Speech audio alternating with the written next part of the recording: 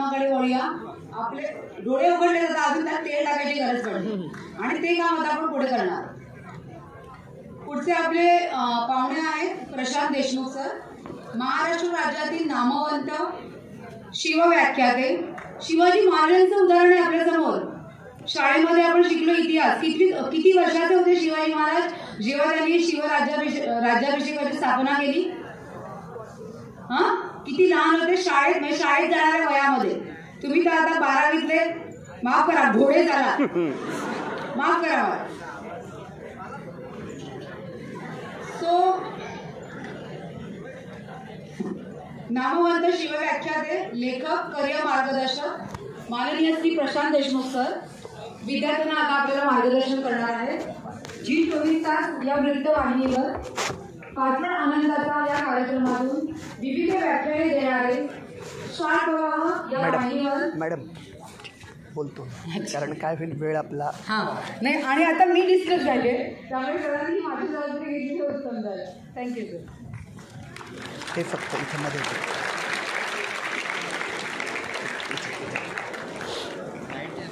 Light नाही येणार इथे.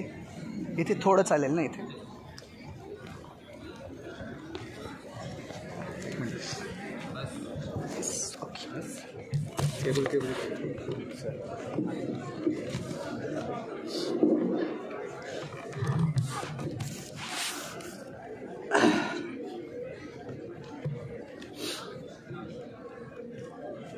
सन्माननीय व्यासपीठ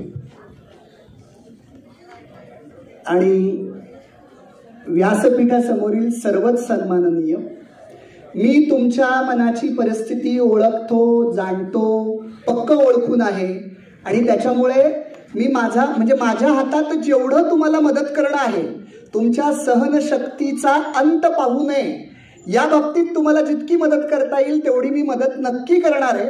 आणि याचा पहिला पुरावा मी दिलाय. माझा परिचय होता, पाहुण्यांचा परिचय, त्याला 5 मिनिटं गेली असती, मी तो अर्ध्या मिनिटातच उडवायला सांगितलाय, म्हणजे तुमची 5 मिनिटं वाचलीत. काही जणांनी तर डोक्याला असा हात लावला होता की आता हे अजून काय सांगणार आहेत, आमचं करिअर आम्ही घडवू, इथून आम्हाला सटकू द्या आता, असे काहींचे चेहरे झाले होते. आणि त्याच्यामुळे मी प्रचंड टेन्शनमध्ये होतो. बरं, त्यात कसं आहे, मॅडम माझी ओळख करून द्यायला सुरुवात केली आणि इथनं 3-4 मावळे निघाले बाहेर. आता जर म्हटलं इकडचे मावळे गेले तिकडचे परत पळाले तर अख्खं खाली व्हायचं. नाहीतरी गेली 20-25 दिवस आपण टीव्हीवर हे तिकडे गेले, ते इकडून इकडे आले, थेट गुवाहाटी गाठली, असं सगळं ऐकतोय. आणि त्याच्यामुळे ही बंडखोरी टाळावी याच्यासाठी मी म्हटलं माझा परिचय राहू दे बाजूला, नाही तर परिचय सगळ्या सांगून व्हायचा आणि श्रोतेच नसायचे, मग काय अर्थ. त्याच्यामुळे मी हे थांबवलंय आणि मी तुम्हाला वचन देतो, बरं का, वचन देतो, वचन, तुम्हाला कंटाळा येईपर्यंत मी अजिबात बोलणार नाही. तिकडे काहीतरी चुळबुळ चालू आहे, ते बंडखोरी करण्याच्या पावित्र्यात असतीलही किंवा त्यांनी तो प्लॅनिंगही केला असेल, पण आता सूत्र थोडीशी मी हातात घेतल्यामुळे ते थोडे थांबले. पण तो जो काही अस्वस्थ गट आहे तो डायरेक्ट बंडखोरी करेल इथपर्यंतची वेळ त्यांच्यावर येऊ देणार नाही. त्यांच्या मतांचा, त्यांच्या मानसिकतेचा मी विचार करेल. आणि मंडळी, मला एक माहिती आहे, तुम्ही मगाशी मला वाटतं हात वरती करायला सांगितलं तेव्हा 10वी पास होऊन आलेले आणि 12वी पास होऊन आलेलेच विद्यार्थी बहुसंख्य आहेत ना, 10वी आणि 12वी. म्हणजे तुम्ही कॅल्क्युलेशन केलं तर 16 वर्षाच्या अलीकडे पलीकडे आहात, बरोबर ना? 16च्या थोडंसं अलीकडे पलीकडे, पण 16चीच रेंज. पूर्वी म्हटलं जायचं बघा, मराठी पिक्चरमध्ये काही गाणी आहेत, 16वा वरी, बरं माहिती आहे मी बोलायच्या आधीच बोलतायत. म्हणजे तो अस्वस्थ गट जो आहे त्याच्यामधलेच कुणीतरी बोलले की 16वा वरीस धोक्याचं. आणि मला माहिती आहे तुमच्या वयाची मला कल्पना आहे, त्याच्यामुळे मी सुरुवात पाडगावकरांच्या एका छानशा कवितेनं करतो, बरं का. तुम्हाला आवडेल कविता, पाठीमागेही सांगतोय. 16 वर्षाला धरून आहे, काही ओळी आहेत कवितेच्या. 16 वर्ष सरली 16 वर्ष सरली की अंगात फुलं फुलू लागतात. हा, ऐकूनच फुलं फुलायला लागलीत तर 16 वर्ष सरलीतच ना. 16 वर्ष सरली की अंगात फुलं फुलू लागतात, जागेपणी स्वप्नांचे झोपाळे झुलू लागतात.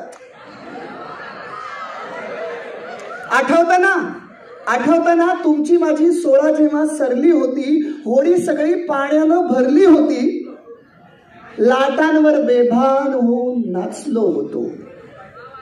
लाटांवर बेभान होऊन नाचलो होतो, होडी सकट बुडता बुडता वाचलो होतो.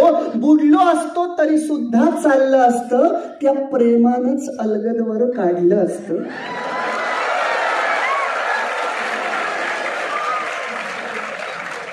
तुम्हाला हे कळलं होतं, तुम्हाला हे कळलं होतं, मला सुद्धा कळलं होतं.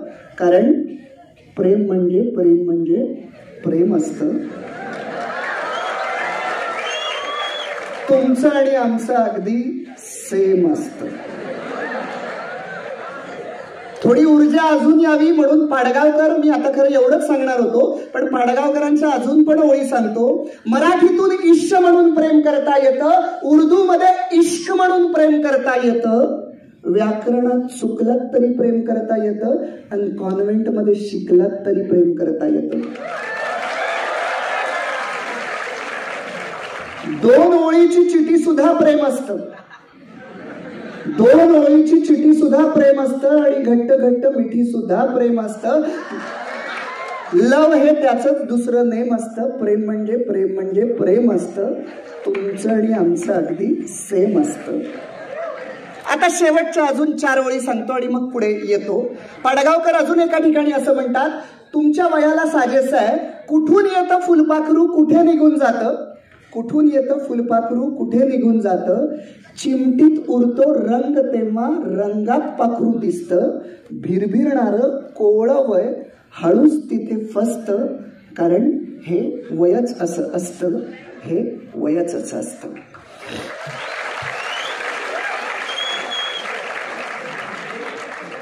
हे वयच असं असतं. मला माहितीये तुम्ही आता त्या 16व्या वर्षाच्या अलीकडे पलीकडे आहात.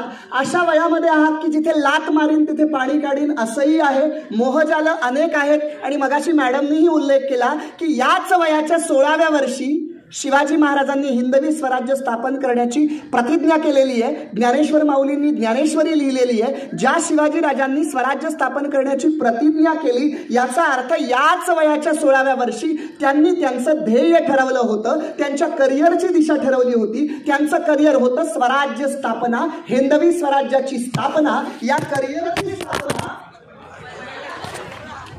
तुम्ही काळजी करू नका, खिशातले तुमचे मोबाईल पडले तरी चालतील, पण तुमच्या करिअरची दिशा चुकता कामा नये. याच्यासाठी मी तडफेनं बोलतोय. त्याचं कारणच हे आहे की हे वयच असं आहे की या वयात तुम्ही जे ठरवाल ना ते निश्चितपणे होणार आहे. फक्त काही ज्या महत्वाच्या गोष्टी आहेत तेवढ्या अगदी ओझरते मी सांगणार आहे. मी तुम्हाला म्हटलं तसं कंटाळा येईपर्यंत तर मी अजिबात बोलणार नाहीये, कारण माझं पॅशन बोलणं आहे.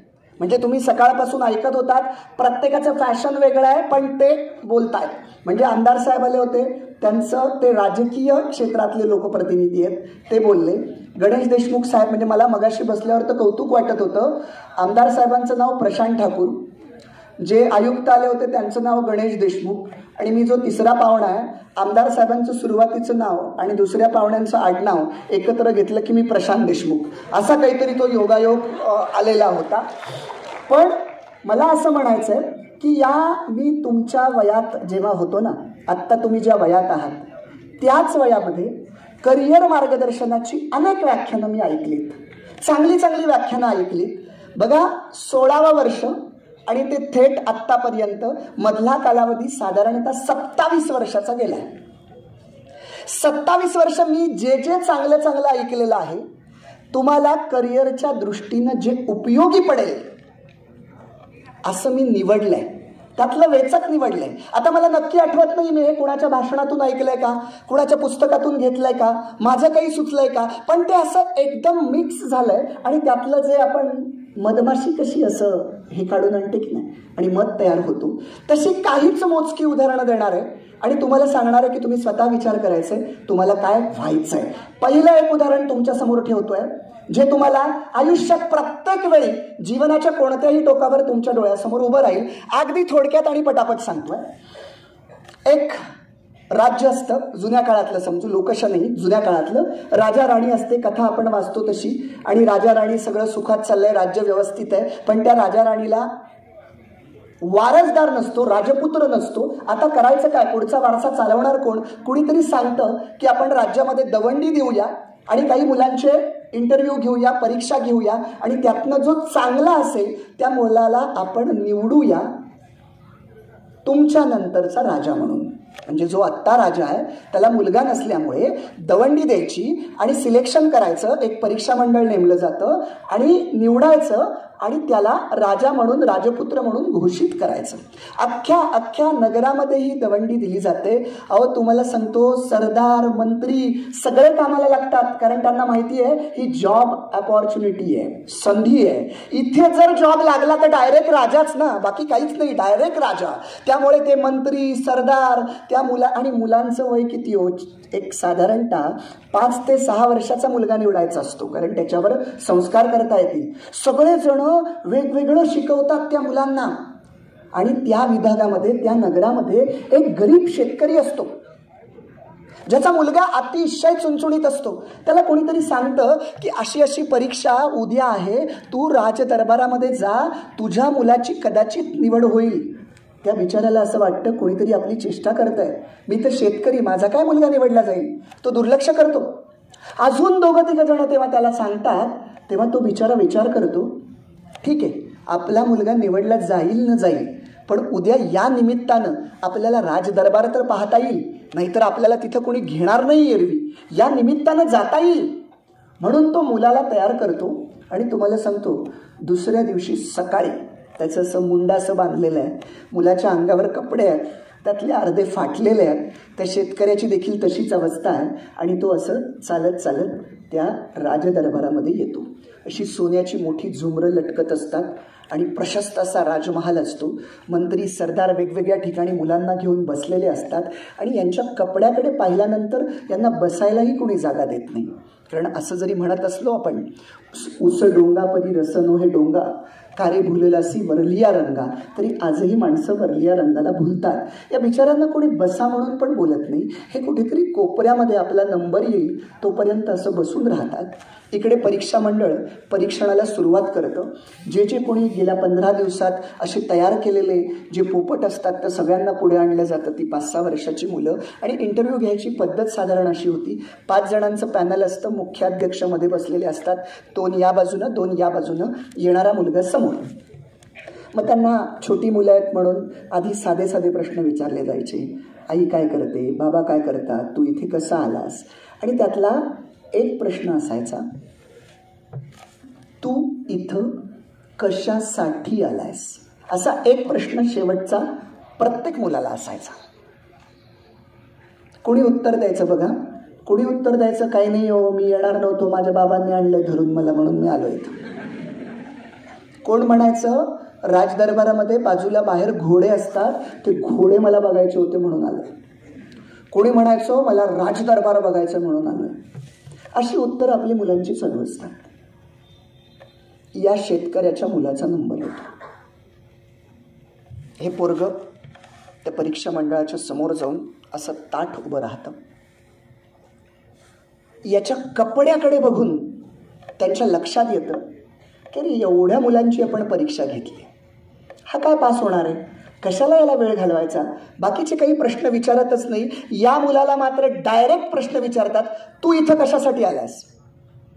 त्याला ते खरं तर शॉकिंग हा प्रश्न असला पाहिजे, कारण तुम्ही मगाशी इथं आल्यानंतर दरवाजातच जर तुम्हाला कोणी विचारलं इथं कशाला आलास तर आपण घाबरू. पण मी तुम्हाला सांगतो, त्या मंडळानं जेव्हा या मुलाला विचारलं तू इथं कशासाठी आलास, त्या प्रश्नानंतर ते पोरग असं ताठ खडा राहतं, एक पाय पुढं करतो, उजवा पाय असा पुढं करतो. त्या 5ही जणांच्या नजरेला नजर, एक क्षण नजरेला नजर देतो. आपल्याला नजरेचा धाक, नजरेचं तेज त्या सगळ्या 5ही जणांच्या लक्षात आणून देतो. असा छातीवर हात ठेवतो आणि त्या अध्यक्षांकडे बघून म्हणतो आणि त्या सगळ्यांकडे बघून, राजा व्हायला आलोय, त्याचं ते तेज, त्याचा ते आत्मविश्वास, इतर मुलांची उत्तरं वडिलांनी धरून आणले म्हणून आलोय, घोडा पाहायला आलोय, राजदरबार पाहायला आलोय, आणि या पोराचं उत्तर आहे राजा व्हायला आलोय. बस परीक्षा मंडळ नंतर कुणाची परीक्षाच घेत नाही, कारण त्यांना माहिती असतं हे सिलेक्शन राजपुत्राचं आहे, राजाचं आहे. बाकीच्यांना त्यांची ध्येयच माहीत नाहीत, ते कशासाठी इथं आले तेच माहीत नाहीयेत. आणि या पोराला मात्र त्याचं ध्येय माहिती आहे की याला राजा व्हायचं आहे, आणि त्याच्यासाठीच हा आलाय. तो शेतकऱ्याचा जरी असला तरी तो पात्र आहे आणि त्याची निवड केली जाते. हे उदाहरण खोटं नाही, हे उदाहरण बनवलेलं नाहीये, हे उदाहरण आहे बडोद्याचे संस्थानिक सयाजीराव गायकवाड यांच्या आयुष्यातलं. हे तुमच्या समोर मी अशासाठी ठेवलंय की जीवनाच्या प्रत्येक टप्प्यावर, तुम्ही 10वी पास झालेला असाल, 12वी पास झालेला असाल, ग्रॅज्युएशन केलेलं असेल, नोकरीसाठी जात असाल, जीवनाच्या प्रत्येक टप्प्यावर जीवन तुम्हाला हाच प्रश्न विचारतोय, तू इथं कशासाठी आलायस? आमचं उत्तर पाहिजे छातीवर हात ठेवून, राजा व्हायला आलोय. राजा होणं म्हणजे काय हो? आता काही राजेशाही नाहीये, तलवार ढाली घेण्याची गरज नाहीये, पण मला असं वाटतं राजा होणं याचा अर्थ सर्वोत्तम होणं. मी जे क्षेत्र निवडीन, मी जे कोणतं क्षेत्र निवडीन, त्या क्षेत्रामध्ये मी सर्वोत्तम आणि प्रतिभावंत बनेन. मग ते कोणतंही क्षेत्र निवडीन. आज असं काही नाही आहे हे हलकं क्षेत्र, ते भारी क्षेत्र, ते फार भारी, असं अजिबात नाहीये. तुम्ही कोणतंही क्षेत्र निवडाव. लोकमान्य टिळक तुम्हाला माहिती असतील, आपले आई वडील आज मुलांना काय सल्ला देतात, आणि लोकमान्य टिळकांनी त्यावेळेस काय सल्ला दिला होता बघा. त्यांचा मुलगा मॅट्रिक 2दा नापासून 3ऱ्यांदा पास झाला. टिळक मंडालेच्या तुरुंगात होते. मुलानं पत्र लिहिलं, मॅट्रिक नंतर मी काय करू? आत्ताचे वडील असते तर त्यांनी आपल्या अपेक्षा त्या मुलावर लादल्या असत्या. टिळकांनी उत्तर बाकीचं नॉर्मल दिलंय, पण त्यातली 3 वाक्य त्या पत्राची खूप महत्वाची आहेत उत्तराची. पहिलं वाक्य, मुलगा विचारतोय मी काय करू. पहिलं वाक्य आहे, मॅट्रिक नंतर काय करायचं तुझं तू ठरव. दुसरं वाक्य आहे, चांभार व्हायचा असेल तर चांभार हो. त्या काळात जातीभेदाच्या दरी इतक्या कडवट असताना टिळक म्हणतायत चांभार व्हायचा असेल तर चांभार हो. आणि तिसरं वाक्य तुम्ही आम्ही हृदयात कोरून ठेवावं असं आहे. तिसरं वाक्य, पण चांभार झाल्यानंतर जो जोडा बनवशील तो इतका उत्कृष्ट असला पाहिजे की लोकांनी म्हटलं पाहिजे जोडा घ्यायचा तो टिळकाच्या पोराकडनंच असा चांभार हो. मंडळी, आम्ही क्षेत्र कोणतंही निवडू, पण जे क्षेत्र निवडू त्याच्यात आम्हाला सर्वोत्तम व्हायचंय, म्हणजे राजा व्हायचंय, हे आमच्या लक्षात आलं पाहिजे. मग तुम्ही म्हणाल इतकी क्षेत्रात आम्ही कोणतं निवडू? मगाशी दोन्ही पाहुण्यांचा एक उल्लेख कॉमन आला, मला जे आवडतं ते मी केलं पाहिजे, माझ्या आवडीचं क्षेत्र मी निवडलं पाहिजे. होय, आवडीचं क्षेत्र निवडल्यामुळे काय परिणाम होतात हे मी तुम्हाला समाजातली उदाहरणं दाखवून देईल. तुम्ही विचार करून बघा, समाजाचं बारीक निरीक्षण करा. बोर्डाच्या परीक्षेला 90%, 95%, 99% मार्क्स मिळवलेली मुलं आयुष्यात पुढे किती यशस्वी झाली, आणि याच्या विरुद्ध बाळासाहेब ठाकरे, शरद पवार, माधुरी दीक्षित, ऋतिक रोशन, सचिन तेंडुलकर या माणसांना जाऊन विचारा, तुम्ही बोर्डाच्या कोणत्या परीक्षेला पहिले आला होता? हा, हे जे आता समाजाचे आयकॉन वेगवेगळ्या क्षेत्रातले असतील त्यांना जाऊन विचारा की तुम्ही बोर्डाच्या कोणत्या परीक्षेला पहिले आला होता? सचिन तेंडुलकर तर 12वी नापास झाला होता. हा, 10वी असेल, 12वी पण माझ्याकडची माहिती 12वी आहे. पण याचा अर्थ असा नाही बरं का की तुम्ही 12वी नापास झालात म्हणजे सचिन तेंडुलकर होणार आहात. याच्यातला मूळ गाभा तो 12वी नापास झाला होता हे नाहीये. मूळ गाभा हे आहे की त्याच्याकडे काय होतं हे त्यांनी ओळखलं होतं. नाही तर आम्ही पण घरी जाऊन सांगायला सुरुवात करतो. करिअर मार्गदर्शक आले होते, त्यांनी सांगितलंय सचिन तेंडुलकर 10वी नापास होता, 12वी नापास होता आणि म्हणून तो सचिन तेंडुलकर झाला, तर मी का नको नापास होऊ. याच्यातलं मला पुढचं सांगायचंय की त्याच्या आतमध्ये जे आहे ते त्यानं ओळखलं होतं आणि त्याच्या आईवडिलांनी त्याच्यावर फोर्स नाही केला. मला सांगा, त्याच्या आईवडिलांनी जर त्याच्यावर असा फोर्स केला असता की तू डॉक्टरच झाला पाहिजेस, तर आज जगातले लाखो डॉक्टर आहेत, त्याच्यामधला एक डॉक्टर सचिन तेंडुलकर झाला असता. पण आज जगामध्ये जो एकमेव मास्टर ब्लास्टर सचिन तेंडुलकर आहे तो होऊ शकला नसता. आणि तुम्हाला एक सांगतो, तुमच्याकडे जे आहे ना, जे आपल्याकडे असतं ना, त्याची किंमत आपल्याला नसते. आपल्याला असं वाटत नसतं की माझ्याकडे जाम भारी आहे. एखाद्या मुलानं 90-95% मार्क्स मिळवले की आपण असं मनात विचार करतो, मला ना त्याच्यासारखं हुशार व्हायला पाहिजे. पण अरे माझ्याकडे पण काहीतरी असतं ना. मी एखादी चांगली कला असते, कुणाला चित्र चांगलं काढता येत असतं, कुणाला तबला चांगला वाजवता येत असतो, कुणाला चांगलं लिहिता येत असतं, कुणाला चांगलं काव्य सुचत असतं, कुणाच्या हातात बॅट आली की ती बॉलला तडीपार करत असतो. हे सगळं कुणामध्ये काही ना काही असतं, पण जे आपल्याकडे असतं ना त्याच्याबद्दल काही वाटत नसतं. मी तुम्हाला सांगतो, इथे बसलेल्यांपैकी एक जरी गुण असा तुमच्याकडे असेल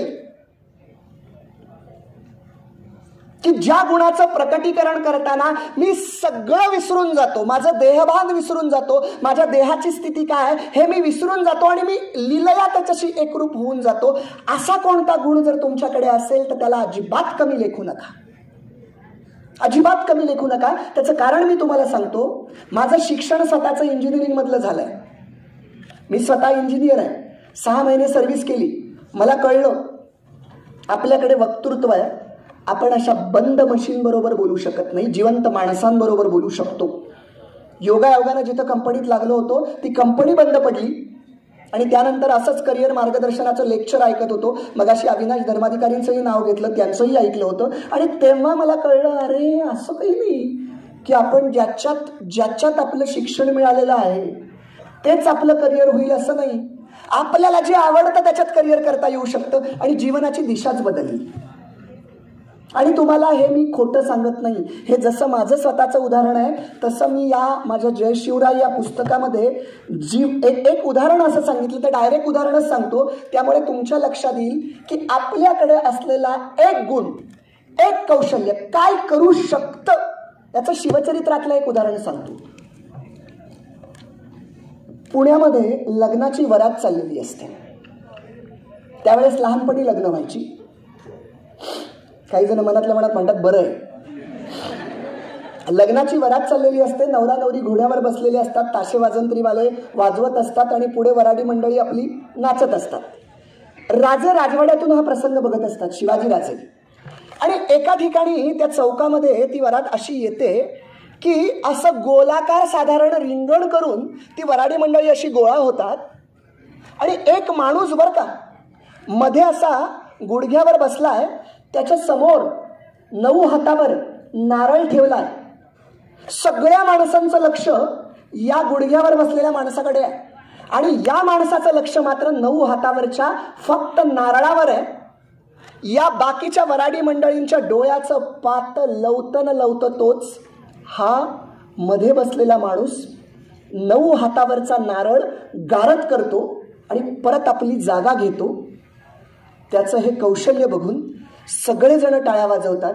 शिवाजी राजे त्याचं कौशल्य बघून खुश होतात आणि तिथे येतात. तेव्हा येसाजी कंक पुढे होऊन त्या माणसाची ओळख करून देतो शिवाजी राजांना. म्हणतो, राज हा आपला जीवा महाला. राजे म्हणतात, जीवा? अरे तुझ्याकडे कसलं भारी कौशल्य आहे. जगामध्ये असं कौशल्य फार कमी जणांकडे असेल. तुमच्या माझ्यासारखा असता आणि आपल्या गुणांचं कौतुक केलं असतं तर आपण अजून हवेत हुरळून गेलो असतो आणि हरभऱ्याच्या झाडावर चढलो असतो.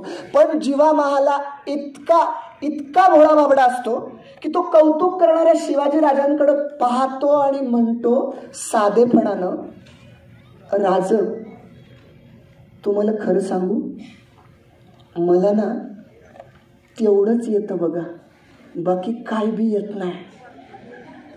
राजे त्या जीवा महालाच्या पाठीवर हात ठेवतात आणि म्हणतात, अरे जीवा, माणसाला एखादीच गोष्ट अशी यावी, त्याच्याकडे एखादंच कौशल्य असं असावं की ज्याला जगात तोड नसावी. आणि तुझ्याकडे असं कौशल्य आहे आणि मला खात्री आहे हे तुझं कौशल्य स्वराज्याच्या कामी एक ना एक दिवस असं उपयोगी पडेल की जग तुझं नाव काढेल. आजपासून जीवा तू आपला, आमचा, स्वराज्याचा.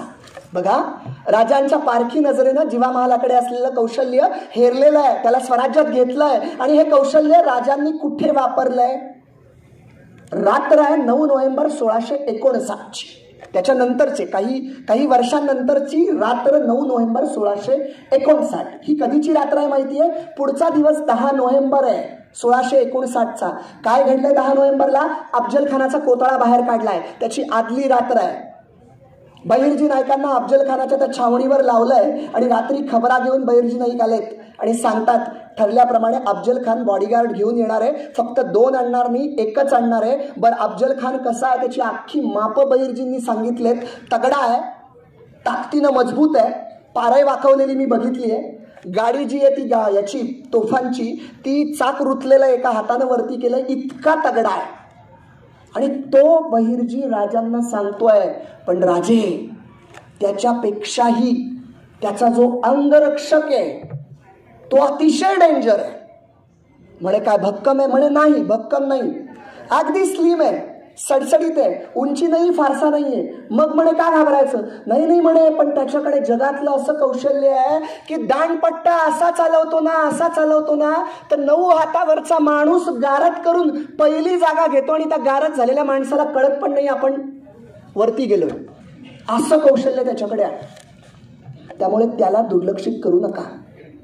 राजे विचार करतात, बहिर्जी जातो, राजे विचार करतात, कारण बॉडीगार्ड जवळ असणार आहे. अफजल खानाला मारणं एक वेळ सोपं आहे, पण त्याचा जो अंगरक्षक तो जवळ असणार आहे. त्याच्यासाठी काय? पहिले अफजल खानासाठी ते संभाजी कावजी कोंडाळकरांना बोलवतात, जे दिप्पाड असतात.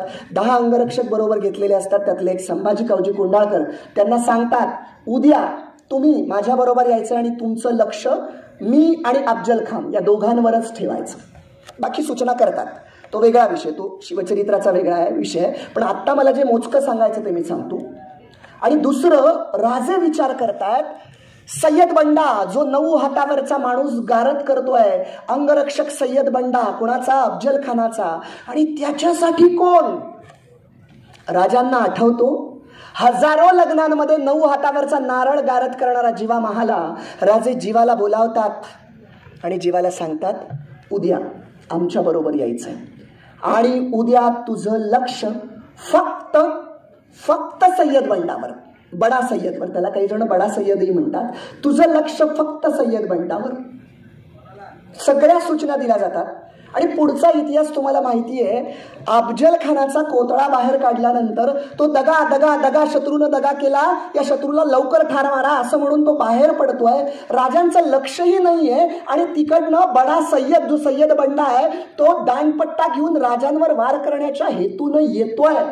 आणि त्याच्याकडे लक्ष फक्त जीवा महालाचं आहे. जीवा महालाला हे कळलंय सय्यद बंडा येतोय. हजारो लग्नांमध्ये दाखवलेलं ते वरातीतलं 9 हातावरचं नारळ गारद करण्याचं कौशल्य आता जीवा महालाला दाखवायचं असतं. त्याला त्याच्या राजांचा प्राण वाचवायचा असतो. आणि हजारो लग्नांमध्ये दाखवलेलं कौशल्य जीवा महाला अशा काही पद्धतीनं दाखवतो की त्या सय्यद बंडाचा हात जीवा महाला अशा काही पद्धतीनं उडवतो की तो हात असा वरती उडून त्या सय्यद बंडाच्या समोर खाली पडतोय.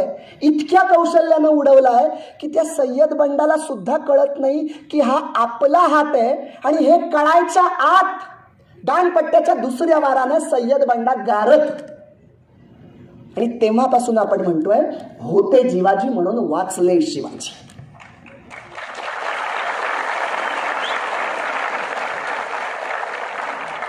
विचार करा, राज्यातल्या एका माणसाचं कौशल्य राजाचं प्राण वाचवू शकतं आणि स्वतःला इतिहासामध्ये अजरामर करू शकतं. तर असं एखादा कौशल्य जर तुमच्या आतमध्ये असेल तर तुम्ही जीवा महालाचं उदाहरण लक्षात ठेवा. आणि लक्षात ठेवा, आपलंही नाव इतिहासात कोरलं जाईल.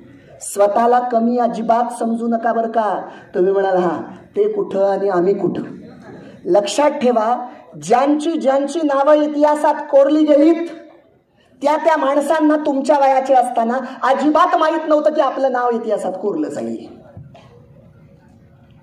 काही माहित नसतं बरं का. जग हे असं आहे, आपण आपलं कौशल्य दाखवायला समर्थ राहिलं पाहिजे. हा, काही माहित नसतं, जगात काहीही घडू शकतं. 20 दिवसापूर्वी महाराष्ट्राचे मुख्यमंत्री कोण, असा प्रश्न कितीही राजकीय तज्ज्ञांना किंवा सूत्रांना विचारला असता तरी याचं उत्तर सापडलं नसतं. आपलं मला बाकी राजकीय मुद्दे नाही बोलायचे, मला मूळ मुद्दा काय सांगायचा आहे, आपण आपल्या कौशल्याला घेऊन असं तयार असलं पाहिजे. आपल्या क्षेत्रातलं राजा व्हायचं ना, मुख्यमंत्री म्हणजे त्यांच्या क्षेत्रातले राजे आहेत ना, तसं आपल्याला आपल्या क्षेत्रामधलं कौशल्य घेऊन असं तयार राहायचंय की जेव्हा कधी संधी येईल तेव्हा आम्ही थेट राजा होणार आहोत. त्याच्यासाठी काही गोष्टी टाळल्या पाहिजेत. इकडे जो अस्वस्थ गट आहे त्यांच्यासाठी पण मी सांगतोय, काही गोष्टी टाळल्या पाहिजेत. बघा, म्हणजे मी एक काय सांगितलं की तुम्हाला तुमच्या आतमधली अशी कोणती तरी गोष्ट, असं काही तुमच्यामध्ये आहे का, अशी कोणती गोष्ट आहे का की जिच्याशिवाय आपण जगू शकत नाही, जिच्याशिवाय आपण जगू शकत नाही. हे वाक्य मी तुमच्या आतमधल्या गुणांबद्दल बोलतोय बरं का. नाहीतर काही माणसांचं म्हणणं असतं, यस, जिच्याशिवाय आम्ही जगू शकत नाही असं उत्तर आम्हाला सापडलंय. पण जे कोणी हसतायत, जे कोणी खुशीत गाजरं खातात आणि ज्यांना असं वाटतंय की जिच्याशिवाय आम्ही जगू शकत नाही, त्यांच्यासाठी मी तुम्हाला सांगतो, तुम्ही आता 10वी 12वीला आहात. 10वीला की 12वीला काही वर्षापूर्वी आचार्य अत्रेंची गुलकंद नावाची कविता होती. तुम्हाला नाही येते आता, मी ती सार सांगतो तिचा काय, तुम्हाला उपयोगी पडेल कधी. प्रेमाचा गुलकंद म्हणून कविता होती. सार त्याचा असा आहे, स्टोरी त्याची अशी आहे त्या कवितेतली, मला एक्झॅक्ट ओळी नाही आठवत, त्याचं मी रूपांतर म्हणजे त्याचा मतितार्थ सांगतो. काय, एक मुलगा असतो आचार्य अत्रेंच्या काळातला, त्याच्यामुळे त्याला व्हॉट्सअप, फेसबुक, मेसेज हे काहीच माहीत नाही. म्हणजे त्या काळातल्या लोकांचं किती अवघड होतं बघा. एखाद्या ठिकाणी गुलाबाचं फुल द्यायचं तरी त्याच्यावर 6 महिने विचार करावा लागायचा. पुढचं 2 महिने कुठल्या बागेतनं चोरून आणायचे ते, आणि घेतल्यानंतर हिमतीला 4 महिने, अशी वर्ष 2 वर्ष तर अशीच जायची. आता काही नाही ना, मोबाईल नंबर एकदा घेतला की घेतल्या क्षणी दुसऱ्या मिनिटाला हायच, आणि 2 आठवड्याच्या आत लगेच बाय पण होतं बरं का. म्हणजे इकडून हाय केलं आणि तिकडून बाय आलं की समजायचं रॉंग नंबर लागला. तर आचार्य अत्रेंचं मी सांगत होतो, तो त्या कवितेतला जो मुलगा सांगितलं ना, तुम्हाला उपयोगी पडेल, तुम्ही या वयातले आहात. तो जो मुलगा आहे त्याला एक गुलाबाचं फूल द्यायचं असतं. कुणाला? त्याच्या गुलाबाच्या फुलाला, असं समजा. तो मोठ्या हिमतीनं गुलाबाचं फुल आणतो, मनात भीती असते, घेईल की नाही घेईल, घेईल की नाही घेईल, घेईल की नाही घेईल. नाही घेतलं तर सगळं पाण्यातच गेलं. पण ठीक आहे, लागू आपण दुसऱ्या मार्गाला. दुसऱ्या मार्गाला म्हणजे आपल्या अभ्यासाला, आपल्या प्रगतीला. त्या काळात असं लगेच दुसरा मार्ग असं नसायचं. तेव्हाच्या भावना खूप तीव्र असायच्या. म्हणजे जखमा अशा सुगंधी झाल्यात काळ झाला, केले तर वार जाने तो मोगरा असावा, असं म्हणत म्हणत लोक हजारो वर्ष काढायची. तर हा पहिलं फूल घेऊन जातो, घाबरत घाबरत देतो. तयारी ठेवलेली असते, इथं पण पडू शकतं. शेवटी रिस्क घ्यावी लागते ना, कुछ पाने के लिए कुछ खोना पडता. पण काही नाही हो, ती स्माईल करते, गुलाबाचं फूल घेते, थोडीशी लाजते, निघून जाते. हा, याला रात्रभर झोपच लागत नाही. झाला आपला प्रस्ताव विश्वासदर्शक ठराव मान्य, असं याला मनात वाटायला लागतं. मनात म्हणतो बाकी कायदेशीर बाजू काय आहेत विश्वासदर्शक ठरावाच्या, तर नंतर बघू, आता प्रस्ताव तर मंजूर करून घेऊ. दुसऱ्या दिवशी पुन्हा गुलाबाचं फूल. तीच मुलगी आता थोडी डेअरिंग आलेली असते, आता जरा थोडंसं धीटपणे, practice makes man perfect, practice चालू असते, देतो. ती पण स्माईल करते, कालच्यापेक्षा थोडीशी कमी लाजते, घेते आणि निघून जाते. खिशातले पैसे खर्च करून गुलाबाची फुलं घेत असतो. 3रा दिवस, 4था दिवस, 5वा दिवस, महिना होतो. आता रोज पैसे कुठून आणायचं याच्या पुढे जातच नाही ना. गुलाबाचं फुल स्मित हास्य निघून गेलं. आता 30 दिवस झाले, याच्या पुढे काही होतच नाही. आत्रे पुढे त्या कवितेत सांगतात, शेवटी मग एक दिवस हा विचारतोच. ती म्हणते नाही असं काही नाही. असं बऱ्याच जणांवर वेळ येते बरं का, मला माहिती आहे. मी पण तुमच्या वयातनं गेलोय पुढे. बरं हा इतका व्यवहारी असतो ना, एकाच सारखा असता तर असा रुसून रागावून किंवा त्या गम मध्ये म्हणजे असं बरीच, पण तो तसा नसतो. तो पक्का व्यवहारी असतो.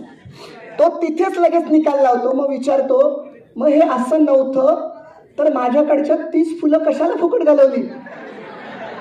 ती पण इतकी भारी ना, उत्तर देते, त्यातलं एकही फुल फुकट गेलेलं नाही.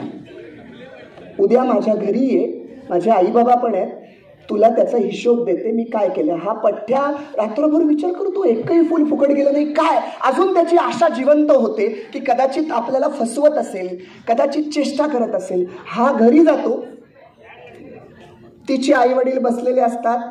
ती आतमध्ये जाते, स्वयंपाकघरातून एक बरणी आणते. त्याच्या आतमध्ये 30 दिवसाच्या गुलाबाच्या फुलांचा गुलकंद केलेला असतो. ती बरणी त्याच्या हाती ठेवते आणि म्हणते, मी एकही फुल फुकट घालवलेलं नाहीये, एकही पाकळी नाही फुकट घालवली. हा गुलकंद आहे. तो पठ्ठ्या इतका व्यवहारी, तो घेतो प्रेमाचा गुलकंद बरणी आणि घेऊन घरी महिनाभर तो गुलकंद खातो. आत्रेंची अशी कविता आहे बरं का. आत्रेंची ती कविता आहे, मला त्याची अख्खी ओळ नाही आठवली, पण एक कविता मला आठवतीये. ती मी 10वी-12वीच्या मुलांसाठी का सांगणार आहे. करिअर करत असताना हे आम्हाला टाळलं पाहिजे. एक छान कविता आहे. कविता आहे हलकी फुलकी, छान आहे, पण त्यातला मेसेज महत्वाचा आहे, तो तुम्हाला कळेल. मी जर चुकत नसेल तर ती बहुतेक राजा मंगळवेडेकरांची कविता आहे. आणि ती कविता मी डायरेक्ट सांगतो, त्याला प्रस्तावना लावत नाही, कविताच सांगतो. वरती ठीक आहे ना, मनस्थिती वगैरे कविता ऐकायचे ना. मी वरती लक्षच दिलं नव्हतं, म्हणजे त्यांचं म्हणणं होतं आम्ही पण इकडे आहोत, आमच्याकडे बघतच नाही. तर आता ही वरच्या तुमच्यासाठी कविता, म्हणजे यांच्यासाठी पण कौतुक आणि तुम्हाला छान वाटावं म्हणून तुमच्यासाठी. वरच्यांसाठी का, कारण माणूस प्रेमात असला की हवेतच असतो ना. म्हणजे याचा अर्थ ते हवेत आहेत असं नाही. आता मूळ कविता ऐका, फार भारी आहे, तुम्हाला उपयोगी पडेल, पाठ करता येईल, काही करता येईल. कविता अशी आहे, ऐकताय ना. प्राण्याचा आवाज येतोय, मागच्या जन्मीचा प्राणी असं काही आठवलंय काय. बरं कवितेकडे येऊ आपण. कविता अशी आहे, एसएससीचं मी बसलो होतो प्रथम परीक्षेचं. एसएससीचं मी बसलो होतो प्रथम परीक्षेचं. एसएससी म्हणजे 10वी माहिती आहे ना. एसएससीचं मी बसलो होतो प्रथम परीक्षेचं. एकाग्रतेनं पेपर सोडवा, आदेश उपदेश. घंटा पहिली पेपर पहिला, घंटा पहिली पेपर पहिला. क्षण औत्सुक्याचा माझ्या पुढती नंबर होता शुभदा जोशीचा. मानेला ती देऊन हिसडा, मानेला ती देऊन हिसडा. नकळत सवयीने लिहू लागली पेपर मधली पानावर पाने. मानेला ती देऊन हिसडा, नकळत सवयीने लिहू लागली पेपर मधली पानावर पाने. आता पुढं बघा बरं का. मऊ रेशमी मोहक काळा, मऊ रेशमी मोहक काळा. तिच्या शेपटाचा भार तत्क्षणी येऊन पडला माझ्या बाकावर. वेणी याच्या बाकावर येऊन पडते, हा मागा असतो. मऊ रेशमी मोहक काळा, तिच्या शेपटाचा भार तत्क्षणी येऊन पडला माझ्या बाकावर. 3 तासही एक चित्त मी तिच्या शेपटात, एक शब्दही लिहिला नाही, एक शब्दही लिहिला नाही उभ्या पेपरात. शेवटची ती घंटा झाली, वॉर्निंग बेल आहे ना. शेवटची ती घंटा झाली, आलो भानावरी. तेव्हा कळले आपुले जगणे गावी खेड्यावरी, शेतावरती मोटेवरती, शेतावरती मोटेवरती, मोटेवरती माझी उपजीविका, शिक्षणास मी पोरका आणि शुभदा प्राध्यापिका. केसांनी त्या गळा कापला, केसांनी त्या गळा कापला, अलगद हो माझा, परी बैलांच्या पिळत शेपट्या, जगतो हा राजा, जगतो हा राजा.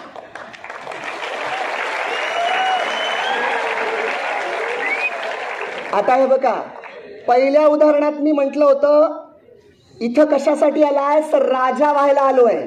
पण या कवितेतलं जे राजेपण आहे तसलं राजेपण आम्ही घ्यायचं नाही. याचा अर्थ शेती करायची नाही असं नाही, नाईलाज म्हणून आम्ही शेती करायला लागलो या मोहामुळे, असं व्हायला नको असं मला तुम्हाला सांगायचंय.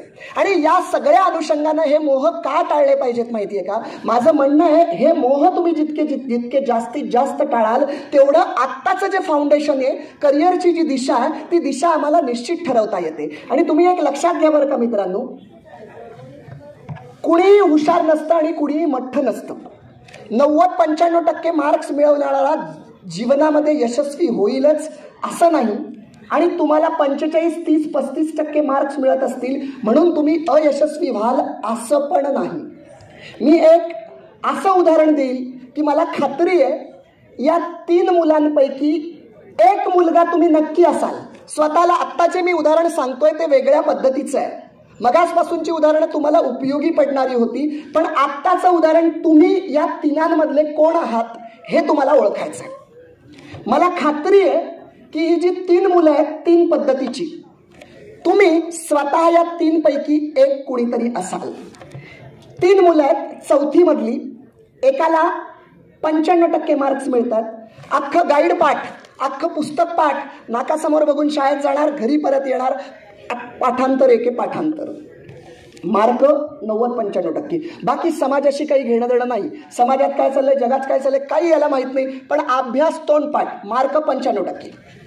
दुसरा मुलगा आहे 60%, पण सगळं अभ्यास करतो, वक्तृत्व स्पर्धेत भाग घेतो, निबंधात भाग घेतो, नाटकामध्ये भाग घेतो, सगळं करतो, मार्क 60%. आणि तिसरे साहेब जे आहेत ना, आता त्यांना किती टक्के म्हणजे कसं सांगावं माहितीये का, की ज्यांची पास होण्याची पात्रता काय माहितीये, त्याच्या वर्गातल्या शिक्षकांना असं वाटावं की ही कटकट माझ्या वर्गात नको, जाऊ दे पुढं, ही त्यांची पास होण्याची पात्रता. किंवा परीक्षेला जर कॉपी पकडली सरांनी तर हा सरांना सांगतो,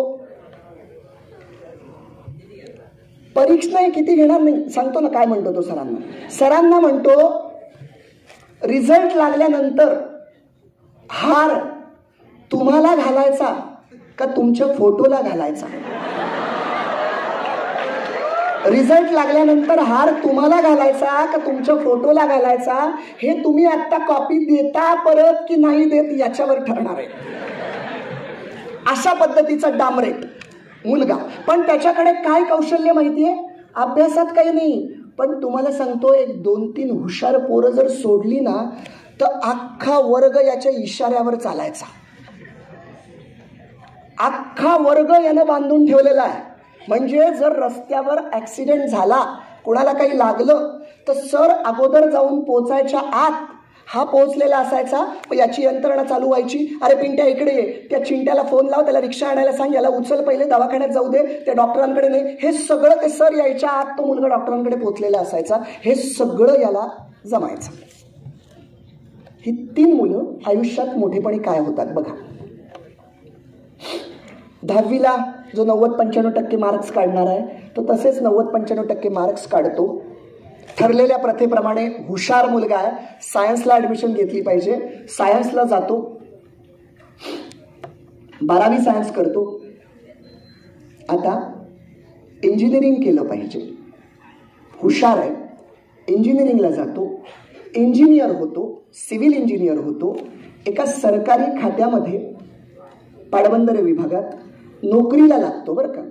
सगळ्यात 95% वाला सिव्हिल इंजिनियर सरकारी नोकरीमध्ये नोकरीला लागलाय. दुसरा जो 60% वाला होता तो 10वी नंतर आर्ट साईड घेतो, 5 वर्ष ग्रॅज्युएशन पूर्ण होईपर्यंत सगळं करतो.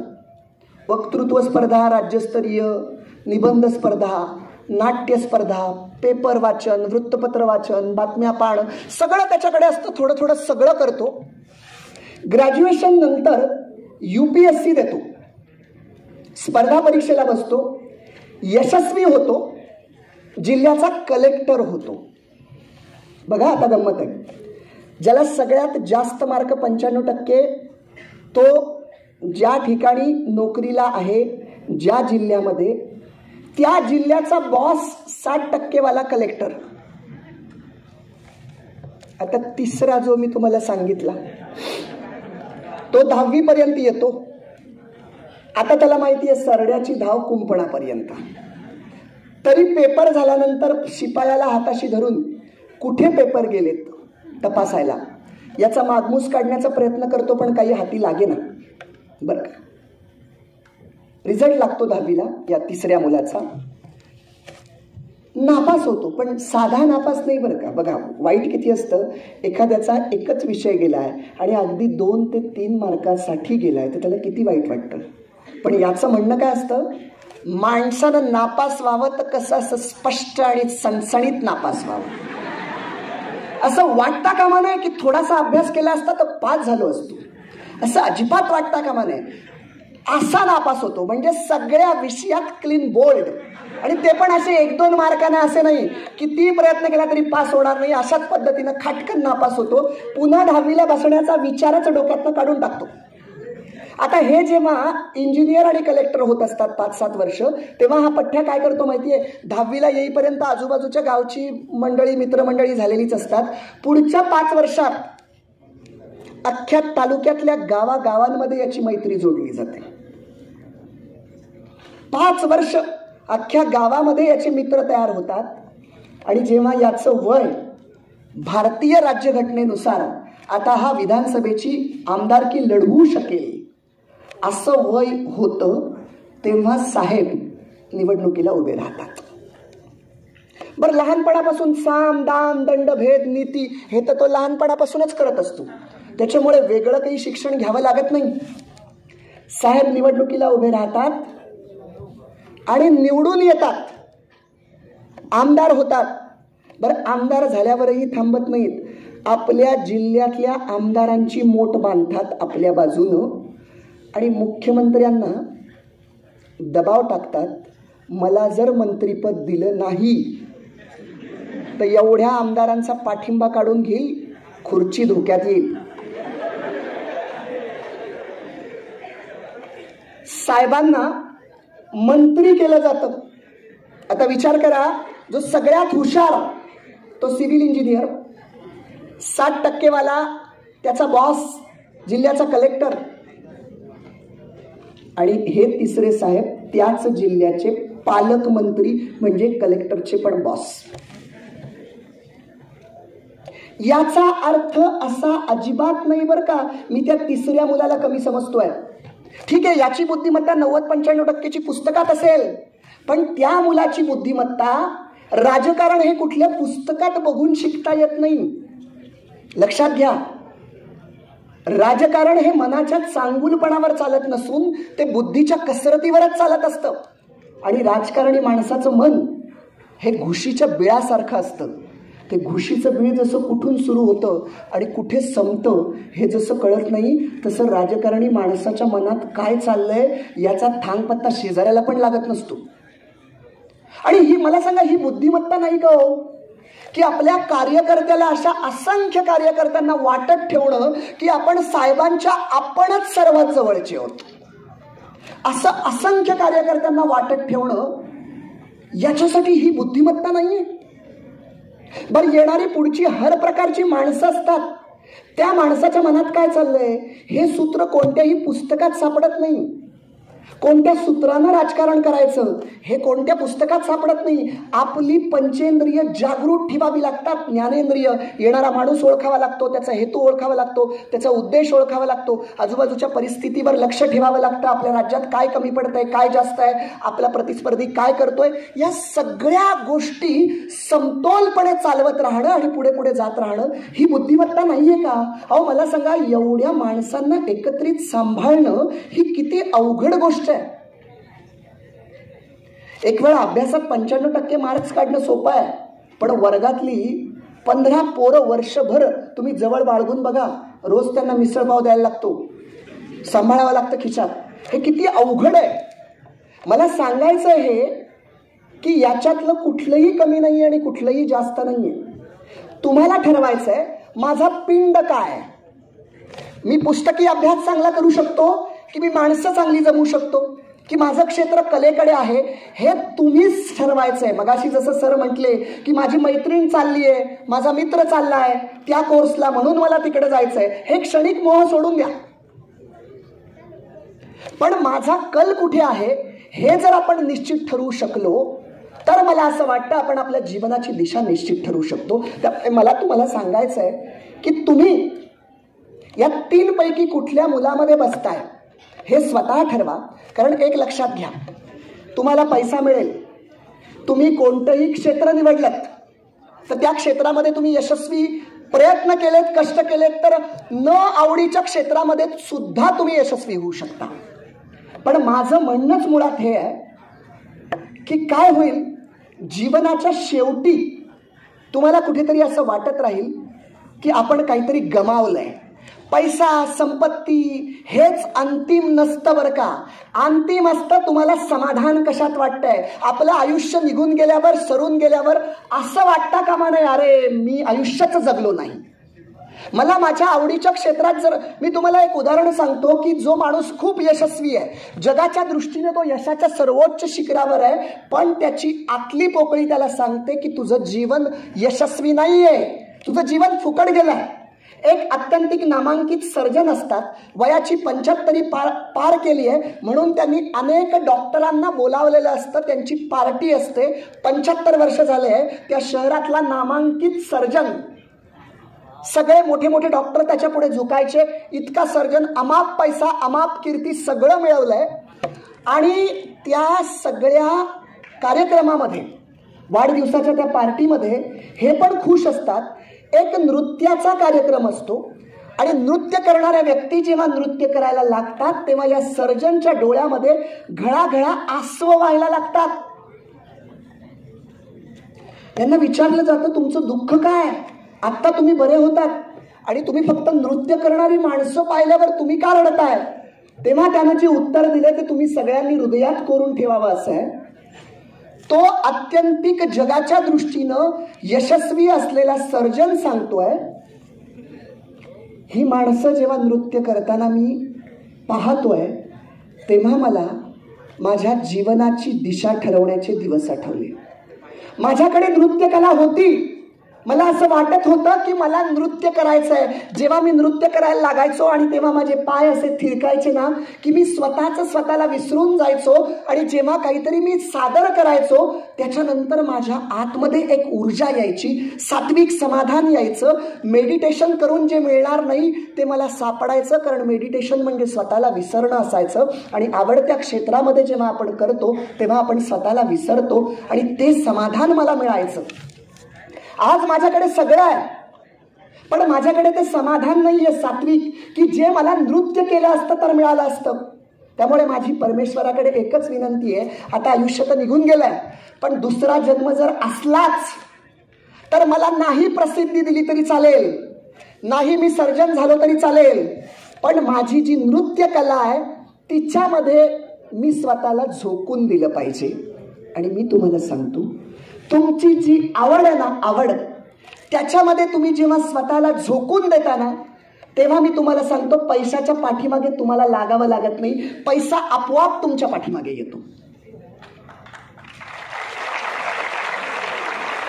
येतोच, यावंच लागतं. हा जगाचा नियम आहे. जे पेरलं जातं ते उगवतं. तुमच्याकडे आतमध्ये जे आहे त्याच्यासाठी तुम्ही जर मेहनत घेतलीत तर पैशाला तुमच्या पाठीमागे यावं लागणार. तुम्हाला पैशाच्या पाठीमागे जायची गरज नाही. फक्त अगदी ओझरताना, मला माहिती वेळ झालाय, एक 2-3 मुद्दे फक्त तुमच्याकडे, त्याच्यासाठी कोणत्या क्वालिटीज पाहिजेत तेवढ्या फक्त 3-4 मुद्दे अगदी थोडं सहन करा आणि मी लगेच आटोपतं घेतोय. काय झालंय, माझी अवस्था मी तुम्हाला असं सांगतोय, वक्ता असल्यामुळे त्याला शेवटीच बोलायला ठेवलं जातं. वक्ता असल्यामुळे त्याला शेवटीच बोलायला ठेवलं जातं आणि तोपर्यंत तुमच्या सगळ्यांचा स्टॅमिना संपलेला असतो ऐकायचा, आणि अशा वेळेस उभं केलेलं असतं. नाईलाज असतो का, त्याचं अर्थात ती परीक्षाही असते. तुम्ही स्वतःला वक्ता म्हणवताना मग याही परिस्थितीत तुम्ही बोललं पाहिजे. आणि तुमचं काही नाही हो, तुम्ही तर अशी हसरे गुलाब आहात. मला तर आता मी अख्ख्या महाराष्ट्रात वेगवेगळ्या ठिकाणी व्याख्यानाला जातोय. एकदा गणपती उत्सवामध्ये कुणाचा तरी सत्कार होता म्हणून एका गावात गेलो होतो व्याख्यानाला. माझं व्याख्यान होतं शिवचरित्रावर, तुम्हाला सांगतो. 7ला कार्यक्रम सुरू झाला. गावातल्या 10 लोकांचा सत्कार केला. मी काय अपेक्षित धरलं होतं, कार्यक्रम 10-15 मिनिटामध्ये सत्कार सगळ्यांचे, एखादा कोणीतरी प्रतिनिधी बोलेल, एक अर्धा तासामध्ये माझ्या हातात माईक येईल. तुम्हाला गावात माहिती असतं, तो सोम्या बोलला की गोव्याने पण बोललं पाहिजे. तो बोलला मग मी बोलायचं नाही म्हणजे काय. अहो 15 जणांचा सत्कार झाला आणि 15च्या 15 सत्कार करणाऱ्यांनी सत्काराला उत्तरं दिली. मी जेव्हा बोलायला उभं राहिलो तेव्हा 10:30 वाजले होते रात्रीचे. 7ला कार्यक्रम सुरू झालेला, गावचा कार्यक्रम, गावचा. आणि तिकडची पद्धत कशी, गावाकडे जेवून बिवून गेलो आपण, आपलं ब्लँकेट घोंगडी काहीतरी अंगावर घ्यावी, बघू बरं वाटलं तर बरं, थांबू तर थांबू, नाही तर तिथेच कलंडू त्या मांडपामध्ये. असं मी जेव्हा 10:30ला उभं राहिलो ना, त्यातले 75% असे कलंडलेले होते फक्त. म्हणजे आता फक्त झोप यायचीच बाकी होती. मी हे का सांगतोय, ती माझी परीक्षा होती. तुम्ही तरी हसताय म्हणून मी म्हटलं एक 2-3 फक्त महत्त्वाच्या गोष्टी सांगतो की काय काय. एक, तुम्ही मला असं म्हणाल कदाचित की मला आवडतं आहे, एखादी गोष्ट मला आवडत आहे, त्याच्यात करिअर करायचं आहे, पुढचा टप्पा आहे, पण माझी परिस्थिती गरिबीची आहे. याला काय उत्तर असं तुम्ही म्हणाल. मी तुम्हाला एक सांगू, परिस्थिती आपल्या करिअरच्या आड कधीच येत नसते. आड आली तर आपली मनस्थिती येत असते. आज जगामध्ये दान करणारे हात भरपूर आहेत, फक्त त्यांची खंत ही आहे की योग्य दान दिलं जावं अशी माणसं समोर सापडत नाहीयेत. तुम्हाला सांगू ना, या विश्वामध्ये एक चमत्कार आहे. तुमच्या मनाच्या वेव्हज कशा आहेत, वेव्हज, तुमची तीव्र इच्छाशक्ती काय, मला याच्यात करिअर करायचंच, ही जर तीव्र इच्छाशक्ती असेल तर त्या पद्धतीची मदत तुमच्या भोवती उभी राहते. तुम्ही या सात्विक शक्तीवर विश्वास ठेवा. तुमची परिस्थिती कधीच आड येत नाही. मी तुम्हाला 2014चं उदाहरण सांगतो. राजूर म्हणून गाव आहे, त्या कळसुबाई शिखराच्या पायथ्याशी थोडं पुढे गेल्यावर इगतपुरी ते अकोले म्हणून नगर जिल्ह्यात, म्हणजे इगतपुरी इकडे नाशिककडे आहे, पण तिथून एक फाटा फुटतो पुढे अकोलेला जायला. राजूर नावाचं गाव आहे. तिथल्या एका शाळेत मी गेलो होतो. एका मुलीचा सत्कार चालू होता, आदिवासी वाडीतल्या 9वीतल्या मुलीचा. तेव्हा 2014ला आंतरराष्ट्रीय खेलकूद स्पर्धेत ती पहिली आली होती. कशामुळे पहिली आली होती माहिती आहे? मी विचारलं ही कशी पहिली आली, हिने प्रॅक्टिस कशी केली. अहो म्हणे तिला काय कोचिंग काय लावलं, म्हणे काहीच कोचिंग नाही, ती आदिवासी मुलगी आहे. म्हटलं मग ती पळण्याच्या स्पर्धेत पहिली आली कशी काय. अहो म्हणे तिने तिच्या परिस्थितीचा कसा उपयोग करून घेतला. तिथे अशा आदिवासी वाड्या वस्त्यात, काही डोंगरावर काही वस्त्यात, तिथे एसटी नाही, तिच्या गावी जायला एसटी नाही आहे. तिला 5 किलोमीटर चालत यावं लागायचं शाळेला. ही काय करायची माहिती आहे का, घड्याळ तिच्या सरांनी तिला दिलं होतं. तिला धावण्याच्या स्पर्धेत यश मिळवायचं होतं. शाळेत येताना ती तिच्या घरून धावायला सुरुवात करायची आणि 5 किलोमीटर अंतर बरोबर घड्याळात पाहून यायची. आज समजा ती 5 किलोमीटर अंतर ती समजा असं धरू 45 मिनिटात आली, तर तिची चढाओढ लागलेली असायची की उद्या 45चे 44.45 झाले पाहिजेत किंवा थोडा तरी सेकंद कमी झाला पाहिजे. अशी म्हणे ही पोरगी गेली 6 महिने धावत होती आणि धावतच शाळेत येत होती आणि जाताना धावतच परत जात होती. मला सांगा, जेव्हा ती त्या स्पर्धेला गेली असेल आंतरराष्ट्रीय, तेव्हा तिचे जे स्पर्धक आहेत त्या स्पर्धकांनी किती 5 दिवस 10 दिवस 15 दिवस प्रॅक्टिस केली असेल हो. कशासाठी? स्पर्धेसाठी. म्हणून ही गेली 6-7 महिने असंच करतीये.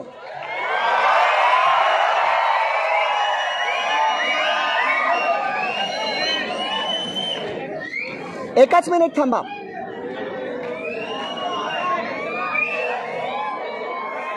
एकच मिनिट, जसे आहात तसे बसा. तुम्ही गावाकडचा दीपोत्सव पाहिलाय का? दीपोत्सव, हा, मग तो आता टेक्निकली दीपोत्सव आहे की मोबाईल आपण लावले, बरोबर आहे. मगाशी दाखवलं बघा, काय योगायोग आहे बघा, काय योगायोग. आपण पंथी इथे पेटवली ना आधुनिक टेक्नॉलॉजीनं. तुम्ही गावाकडे कधी दीपोत्सवाला गेलात का? हातात मेणबत्ती धरली जाते आणि दीपोत्सव साजरा केला जातो, लाईटी घालवल्या जातात. आता मला हा आधुनिक दीपोत्सव झाल्यासारखं वाटलं. हा ज्ञानाचा दीपोत्सव आहे, हे लक्षात घ्या. तर मला तुम्हाला हे सांगायचंय, ती मुलगी, असा विचार करा, श्रीमंत माणसाच्या घरी जन्माला आली असती. ती रत्ना कोंडा तिचं नाव, त्या आदिवासी मुलीचं. ती मुलगी श्रीमंत घरात जन्माला आली असती आणि एकदम उच्चभ्रू संस्कृतीतल्या शाळेत तिला टाकलं असतं तर तिच्या घराच्या दाराशी गाडी तिला न्यायला आली असती आणि शाळेच्या गेटवर तिला सोडलं असतं की रोज घरातून गाडीतनं शाळेत, शाळेतून घरी. धावण्याची स्पर्धा, आंतरराष्ट्रीय स्तरावर नाव तिचं होऊ शकलं नसतं. ते झालं केवळ तिच्या परिस्थितीमुळे. आणि दुसरं, प्रतिकूल परिस्थितीला अनुकूल करून घेण्याच्या तिच्या आत्मइच्छेमुळे. तुम्हाला घोरपड माहितीये? घोरपड कधीही गुळगुळीत काचेवर चढत नाही. घोरपड ही कड्या कपाऱ्यांमध्येच नखपरू होतीये.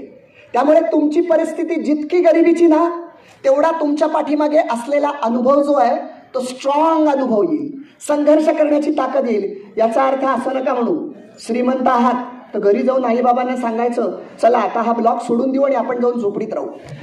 मला असं म्हणायचं, जे आपल्याकडे आहे, हे बघा, परमेश्वरानं, निसर्गानं आपल्याला जे दिलंय, जे काही दिलंय, त्या प्रत्येकाला काहीतरी साईड इफेक्ट आहे, काहीतरी चांगली बाजू आहे, काहीतरी वाईट बाजू आहे. माझ्याकडे माझ्या हातात जे आहे, जी शस्त्र आहेत, समोर शत्रू उभा टाकलाय, मला लढायचंय. जे माझ्याकडे आहे ते मी लढणार आहे. मी असं बोलत बसणार नाही त्यांच्याकडे काय आहे तर त्यांच्याकडे ॲटम बॉम्ब आहे, त्यांच्याकडे मोठे गोळे आहेत काहीतरी. अजिबात नाही. माझ्याकडे जे आहे त्याच्याने मी लढेल. त्यामुळे माझं पहिलं सांगणं, परिस्थिती आड येत नाही. दुसरं माझं सांगणं, सकारात्मक दृष्टिकोन असला पाहिजे. जीवनामध्ये तुम्ही जेव्हा तुमच्या आवडीचं क्षेत्र निवडाल तेव्हा करिअर करताना वाटेत काटे भरपूर असतील. अनेक जण तुमच्या आत्मइच्छेला दाबतील आणि तुम्हाला म्हणतील हे काय करतो. मी जेव्हा इंजिनिअरिंगची नोकरी सोडली, कंपनी बंद झाली आणि व्याख्याना देत फिरत होतो किंवा हे करत होतो, तेव्हा गावाकडची माणसं म्हणायची इंजिनिअरिंगची नोकरी सोडली आणि काय भाषणं करत फिरतोय. आता तीच माणसं प्रमुख पाहुणा म्हणून बोलावतात. पण त्याला मधला काही वर्ष जावे लागले. आयुष्याचा एक दिशा ध्येय ठरलं, चालणं सुरू केलं की मग थांबणं नाही. जी परिस्थिती येईल त्या प्रत्येक परिस्थितीमध्ये सकारात्मकता स्वीकारायची आणि पुढे जात राहायचं. पाडगावकरांची थोडक्यात कविता सांगतो मी. अगदी थोडक्यात का बोलतोय, ती एक कविता तुम्हाला 20 मिनिटाच्या माझ्या भाषणाचा सार सांगेल. कविता अशी आहे, तुम्ही ऐकली असेल, परत ऐका. ऐकले का बघा ही कविता. सांगा कसं जगायचं, ऐकवतो. सांगा कसं जगायचं, कणत कणत की गाणं म्हणत तुम्हीच ठरवा. काळ्याकुट्ट काळोखात जेव्हा काही दिसत नसतं, तुमच्यासाठी कोणीतरी दिवा घेऊन उभं असतं.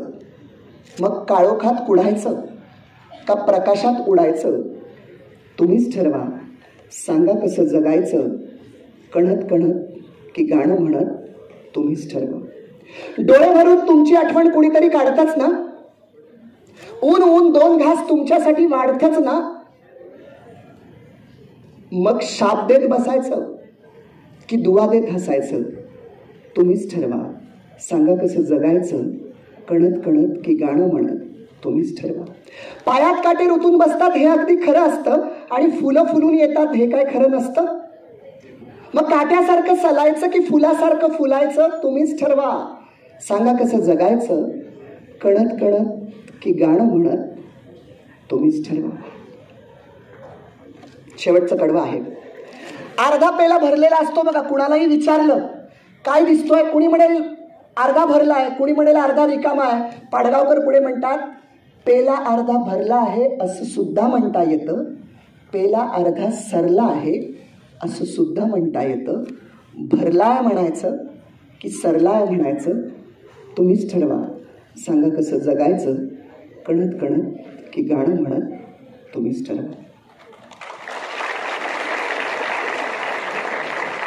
मला असं वाटतं गाणं म्हणत जगता आलं पाहिजे, कारण गाणं म्हणणं हे आनंदाचं प्रतीक आहे ना. आपण गाणं कधी म्हणतो बघा बरं, घरात असतो आपण, खुश असतो, मग गाणं म्हणतो. तुम्ही काही जण कदाचित म्हणाल गाणं वेगळ्या कारणात. मी तुम्हाला एक हे सांगतो, नाही वेगळं, हे मी सांगणारं वेगळं कारण आहे, तुम्ही मनात आणले ते वेगळं आहे. त्यांनी काहीतरी वेगळंच गाणं मनात आणले. एका कॉलेजच्या हॉस्टेलला, कॉलेजला प्रमुख पाहुणे आले, त्यांना दुसऱ्या दिवशी कार्यक्रमाला जायचंय, पण काहीतरी कॉलेजचं कामकाज चालू असतं, भिंतीची कामं चालू असतात, त्यामुळे नियोजित असलेलं जे बाथरूम आहे ते त्या दिवशी काम चाललंय, म्हणून हॉस्टेलला जी मुलं हॉस्टेलला राहिली आहेत, गाणं म्हणण्याचं कारण सांगतो, सहज गंमत म्हणून सुचलं की त्या पाहुण्यांना त्या हॉस्टेलला आंघोळीसाठी नेलं जातं. अगोदर आता हॉस्टेलला माहिती आहे नंबर लागलेला असतो, हे थांबलेले आहेत. अगोदर आतमध्ये जो गेलाय तो गाणं बोलतोय. बरं, आवाज इतका चांगला नाहीये. हे जे पाहुणे आहेत त्या कडेच्या मुलाला विचारतात, आतमध्ये हा गेलेला माणूस आवाज चांगला नाही तर गाणं का बोलतोय? तर त्या कडेच्याने नीट उत्तर द्यावं ना. तो म्हटला, तुम्ही आतमध्ये गेलेत ना, तुम्ही पण गाणं बोलाल. ते पाहुणे म्हणतात, मी अजिबात नाही गाणं बोलणार. तो म्हणतो, मी सांगतोय ना तुम्ही बोलणार. पाहुणे म्हणतात, बोलणारा मी आहे ना, मी. तुम्ही म्हणे जाऊन तर दाखवा आणि बाहेर या आणि मग बोला, बोलताय की नाही. झालं यांचं ठरतं. त्याची आंघोळ होऊन आल्यावर हे पाहुणे म्हणे, तो मुलगा म्हणतो, तुम्ही जा आधी, म्हणजे मला लगेच रिझल्ट लागेल ना, वाट नाही पाहावी लागणार. पाहुण्यांना आतमध्ये प्रवेश मिळतो, ते दरवाजा लावून घेतात. एक अर्ध्या मिनिटातच गाण्याचा आवाज सुरू होतो.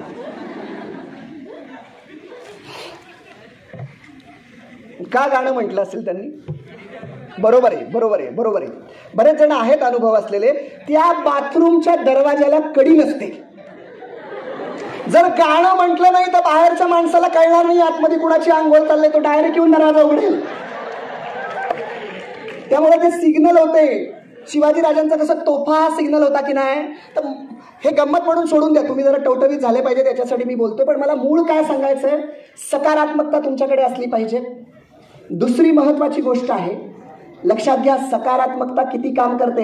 मी हरणार नाही. तुम्हाला सचिन तेंडुलकर प्रसिद्ध झाल्यावर माहिती असेल, पण मी तुमच्या वयाचा असताना सचिन तेंडुलकर जेव्हा पाकिस्तानच्या मॅचला पहिल्यांदा गेला, 15.5 वर्षाचा असेल, 16 वर्षाचा जेमतेम, आणि अगदी बारीक दिसायचा. आणि त्यावेळेस ते पाकिस्तानचे बॉलर म्हणजे इम्रान खान, वकार युनुस इतक्या स्पीडनं बॉलिंग टाकायचे ना, की तुम्हाला सांगतो, सचिन तेंडुलकर जेव्हा उभा राहिला खेळायला, तो एक बॉल त्याच्या येऊन नाकाला लागला बरं का.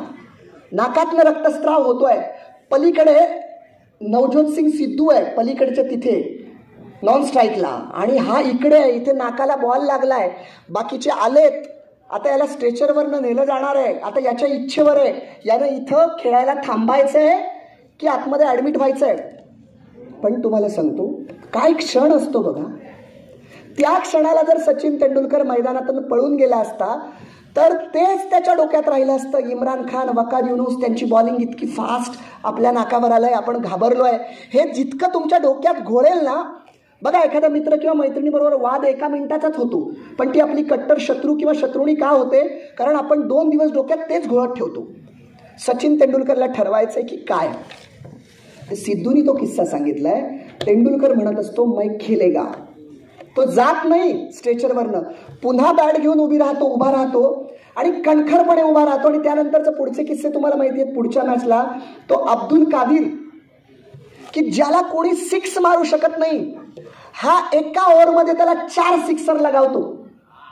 एका ओव्हरमध्ये त्या अब्दुल कादिर असा, तो तुम्ही बघितलं ते कधी युट्यूबला, असा वाकडा तिकडा यायचा बरं का, असा वाकडा तिकडा यायचा आणि बॉलिंग टाकायचा. आणि त्याच्या बॉलिंगला 1 6 मारणं पण फार मुश्किल. आणि हा सचिन तेंडुलकर 4 6 मारतो. ती मारलेले 4 6 ही जगाची सचिन तेंडुलकरची पहिली ओळख असते. पण त्याच्या अगोदरचा महत्वाचा किस्सा काय, नाकाला लागलंय, रक्त वाहत आहे, आता मी जाऊ शकतो घरी, पण माझं ध्येय ठरलंय, मै खेलेगा. पाय रोवून उभा राहतो, हटत नाही मागे. याला म्हणतात सकारात्मकता. ध्येय ठरवलंय, असं नाही होणार की मी ध्येय ठरवलं, समाजातील सगळी लोक हात जोडून उभे राहतील आणि म्हणतील, बोल बाळा, तुला सगळी मदत करायला आम्ही तयार आहोत. असं नाही होणार आहे. त्या मदतीपर्यंत आपल्याला पोहोचावं लागेल. शक्यता तर अशी आहे की 100 लोकांमधले 90 लोक काटे टाकणारे असतील, पण 10 माणसं फुलं पेरणारी अशी असतील ना की फुलांच्या गाद्या पसरतील. त्या 90 जणांचे काटे कुठल्या कुठे निघून जातील. पण त्या 10चा शोध घेईपर्यंत तितका संयम तुम्हाला बाळगावा लागेल. आणि हे सगळं करताना स्वतःचा चेहरा प्रसन्न ठेवा. स्वतःची जी जीभ आहे, जिभेला हाड नसतं असं म्हणतात, पण पुढच्याची हाडं खिळखिळी करण्याची ताकद याच जिभेमध्ये असते. आणि कधी इकडचा शब्द तिकडे झाला तर पुढच्याकडून स्वतःची हाडं पण खिळखिळी करून घेण्याची ताकद याच जिभेमध्ये असते. शब्द चांगले वापरायला शिका. योग्य ठिकाणी योग्य शब्द वापरा. हजरजबाबीपणा आपल्याकडे असला पाहिजे. ज्या माणसाकडे हजरजबाबीपणा असेल ना, तो जीवनाच्या कोणत्याही क्षेत्रात यशस्वी होईल. तुम्ही म्हणाल हजरजबाबीपणा म्हणजे काय? आता अगदी प्रामाणिकपणे मी फक्त 2 उदाहरणं सांगणार आहे आणि थांबणार. एक म्हणजे हजरजबाबीपणाचं आणि शिवाजी राजांचं एक शेवटचं उदाहरण सांगणार. त्याच्यामध्ये 2 मिनिटं फक्त मी आभार मानणार आणि या 2 पुस्तकांबद्दल सांगणार. मोजून 5 ते 7 मिनिटाच्या आत मी संपवतोय. जे बाहेर चालले त्यांनी थांबा. फक्त 5 ते 7 मिनिटं. एवढी कळ सोसली आहेत, अजून 7 मिनिटं थांबा. कुणी नाही बाहेर चालले. अहो बाहेर चाललेले बसले. आता तुम्ही मागं बघायला लागला. ते आम्ही एसटीत करायचो कॉलेजला असताना. अख्खी एसटी जर उभी करायची असेल ना, तर एसटी कुठं थांबली ना की उगाच खिडकीतनं असं बघायचं आणि म्हणत अरे काय झालंय, असं म्हटलं की मागचा उभा राहतो की काय झालं, आपण खाली बसायचं. अख्खी एसटी उभी राहते. एसटीतनं आपल्या गावचा स्टॉप जवळ आला आणि पुढची एक गर्दीमधली माणसं जर आपल्याला पुढे त्या दरवाजापर्यंत जाऊ देत नसतील ना, तर चिडचिड करायची नाही. काही माणसं चिडचिड करतात. काय रे मला जाऊ दे ना, मला जाऊ देत नाही, काय कळत नाही का माझा स्टॉप आला. अजिबात चिडचिड करायची नाही. जादू झाल्यासारखी एकच कृती करायची. भरपूर गर्दी आहे, स्टॉपला गाडी थांबली आहे, आपल्याला जाऊ देत नाही, फक्त एवढंच करायचं. उलटी आले म्हणायचं. बस एवढं म्हटलं ना, बाकी तुम्ही हे बघा एवढं फक्त म्हणा उलटी आले आणि जागेवर उभे राहा. सगळे तुम्हाला हाताला धरून ढकलून जाऊ दे माझ्याकडून. तुम्ही त्या दरवाजापर्यंत कधी याल ना, त्याचा पत्ता लागणार नाही. तर हे शेवटची 2 उदाहरणं. एक हजरजबाबीपणा म्हणजे काय. एक उदाहरण सांगतो, तुम्हाला कळेल हजरजबाबीपणा काय. आईन्स्टाईनचं नाव ऐकलं. मोठा गणिती असतो, गावागावामध्ये जाऊन व्याख्यानं देत असतो. त्याचं ठरलेलं असतं असं, त्याचा ड्रायव्हर आणि जायचा गावामध्ये व्याख्यानाला. आईन्स्टाईन व्याख्यान दिलं, पण त्याचा प्रॉब्लेम हा असतो, तो जो त्याचा ड्रायव्हर असतो ना, तो कुठेतरी असं बाहेर भटकायला जायचं. मग याचं व्याख्यान संपलं की त्या ड्रायव्हरला बोलवावं लागायचं. आता आईन्स्टाईन दमच देऊन ठेवतो त्याला, हे बघ आता बाहेर कुठे जायचं नाही, माझं व्याख्यान जिथे चालू आहे तिथे तू त्या कोपऱ्यात बसला पाहिजेस, मला दिसला पाहिजेस. आता साहेबांनी सांगितल्यावर ऐकावं लागेल.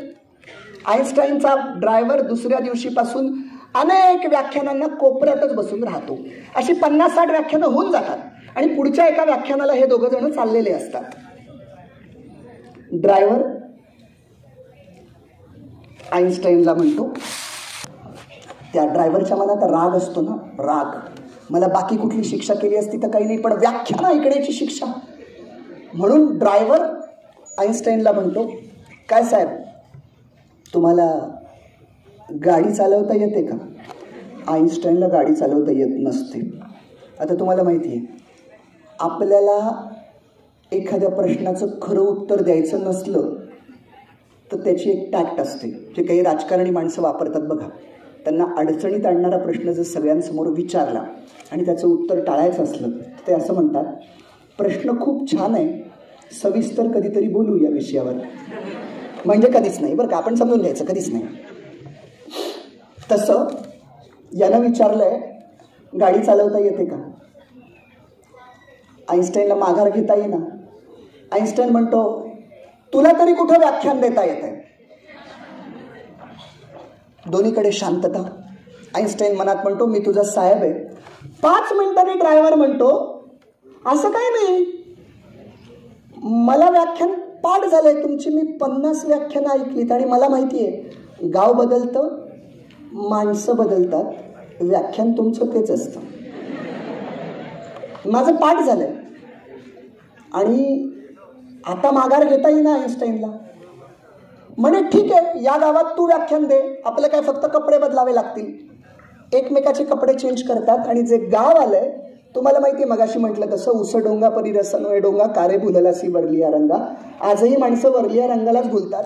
एक साधारण पेहराव्यावरून ओळखतात की हेच वक्ते असतील आणि त्या आईन्स्टाईनच्या वेशातल्या ड्रायव्हरला व्यासपीठावर आईन्स्टाईन म्हणून नेलं जातं आणि खरा आईन्स्टाईन कोपऱ्यात बसलेला असतो. त्या तिकडे आईन्स्टाईनची देवाकडे प्रार्थना चालू असते की माझा पराभव झाला तरी चालेल, पण याचं व्याख्यान चांगलं होऊ दे, कारण आईन्स्टाईनचं नाव खराब होता कामा नये. हा ड्रायव्हर वेशातला आईन्स्टाईन बोलायला येतो, त्याला तिकडे चक्करच यायची बाकी असते, पण याचं अख्खं व्याख्यान पाठ असतं. नुसतं पाठ नाही बरं का, हातवाऱ्यासहित पाठ. म्हणजे मूळ आईन्स्टाईननं व्याख्यान देताना डोक्यात खा झाली, वन्यजीव आले म्हणून असं केलं असेल तर बरोबर त्याच वाक्याला हा पण असं करतो, इतक्या हातवाऱ्यासहित पाठ. काही नाही हो, अख्खं व्याख्यान व्यवस्थित होतं. तो तिकडं खुश चला, आणि हा ड्रायव्हर येऊन बसतो.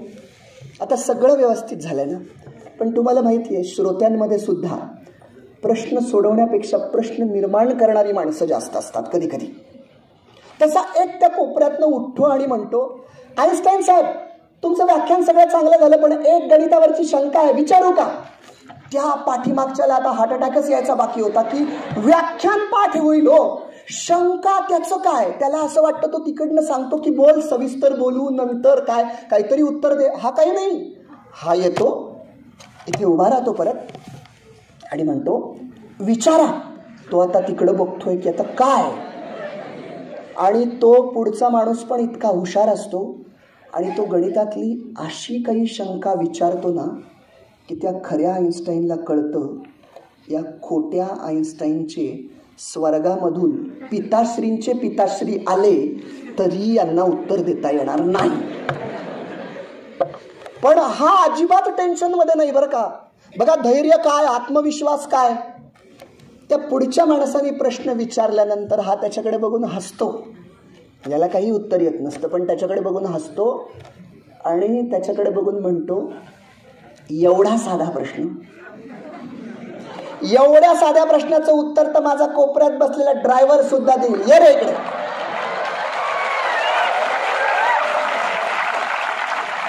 त्याला असा कडेला उभा करतो आणि वरती सगळ्यांकडे बघून सांगतो, असा एकच नाही, कितीही कोणाच्या मनात काहीही शंका असतील त्या तुम्ही बिनधास्त विचारा. ज्या प्रश्नाचं उत्तर माझ्या ड्रायव्हरला येणार नाही त्याच प्रश्नाचं उत्तर फक्त स्वतः मी देईल, विचारा. लोक प्रश्न विचारतात, ड्रायव्हर उत्तर देतो. लोक प्रश्न विचारतात, ड्रायव्हर उत्तर देतो. अहो कार्यक्रम संपतो, जाताना लोकांची चर्चा, आईन्स्टाईनचा ड्रायव्हर इतका हुशार आहे तर आईन्स्टाईन किती हुशार असेल.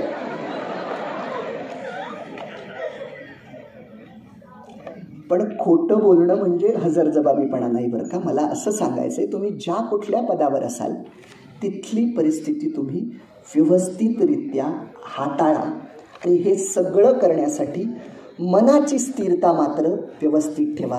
खानदेशातलं कुणी आहे का रे? खानदेशातलं तुम्हाला बहिणाई माहिती आहेत का?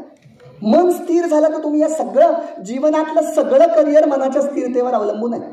त्या बहिणाई एका कवितेत म्हणतात, मन वढाय वढाय उभ्या पिकातलं ढोल, किती हाकला हाकला फिर येतं पिकावर. मन मोकाट मोकाट त्याले ठाई ठाई वाटा, जशा वाऱ्यानं चालल्या पाण्या वरल्या रे लाटा. मन लहरी लहरी त्याले हाते धरे कोण, उंडारलं उंडारलं जसं वारा वाहदन. मन जहरी जहरी त्याचं न्यार रे तंतर, अरे इचू साप बरा त्याले उतारे मंतर. मन चप्पय चप्पय त्याले नाही जरा धीर, थटी वहीसनी इज आलं आलं आलं धरतीवर. मन पाखरू पाखरू काय सांगू त्याची मात, आता वत भुईवर गेलं गेलं गेलं आभायात. मन एवढं एवढं जसा खाकसाचा दाना, मन केवढ केवढ आभायात भीमायना. देवा असं कसं दिलं मन, असं नाही दुनियात, असा कसा रे तू योगी काय तुझी करामत. देवा असं कसं मन, असं कसं रे घडलं, कुठे जागेपणी तुले असं सपन पडलं, असं सपन पडलं. हे मन फक्त स्थिर करा, करिअरच्या वाटा तुमच्यासाठी खुल्या आहेत.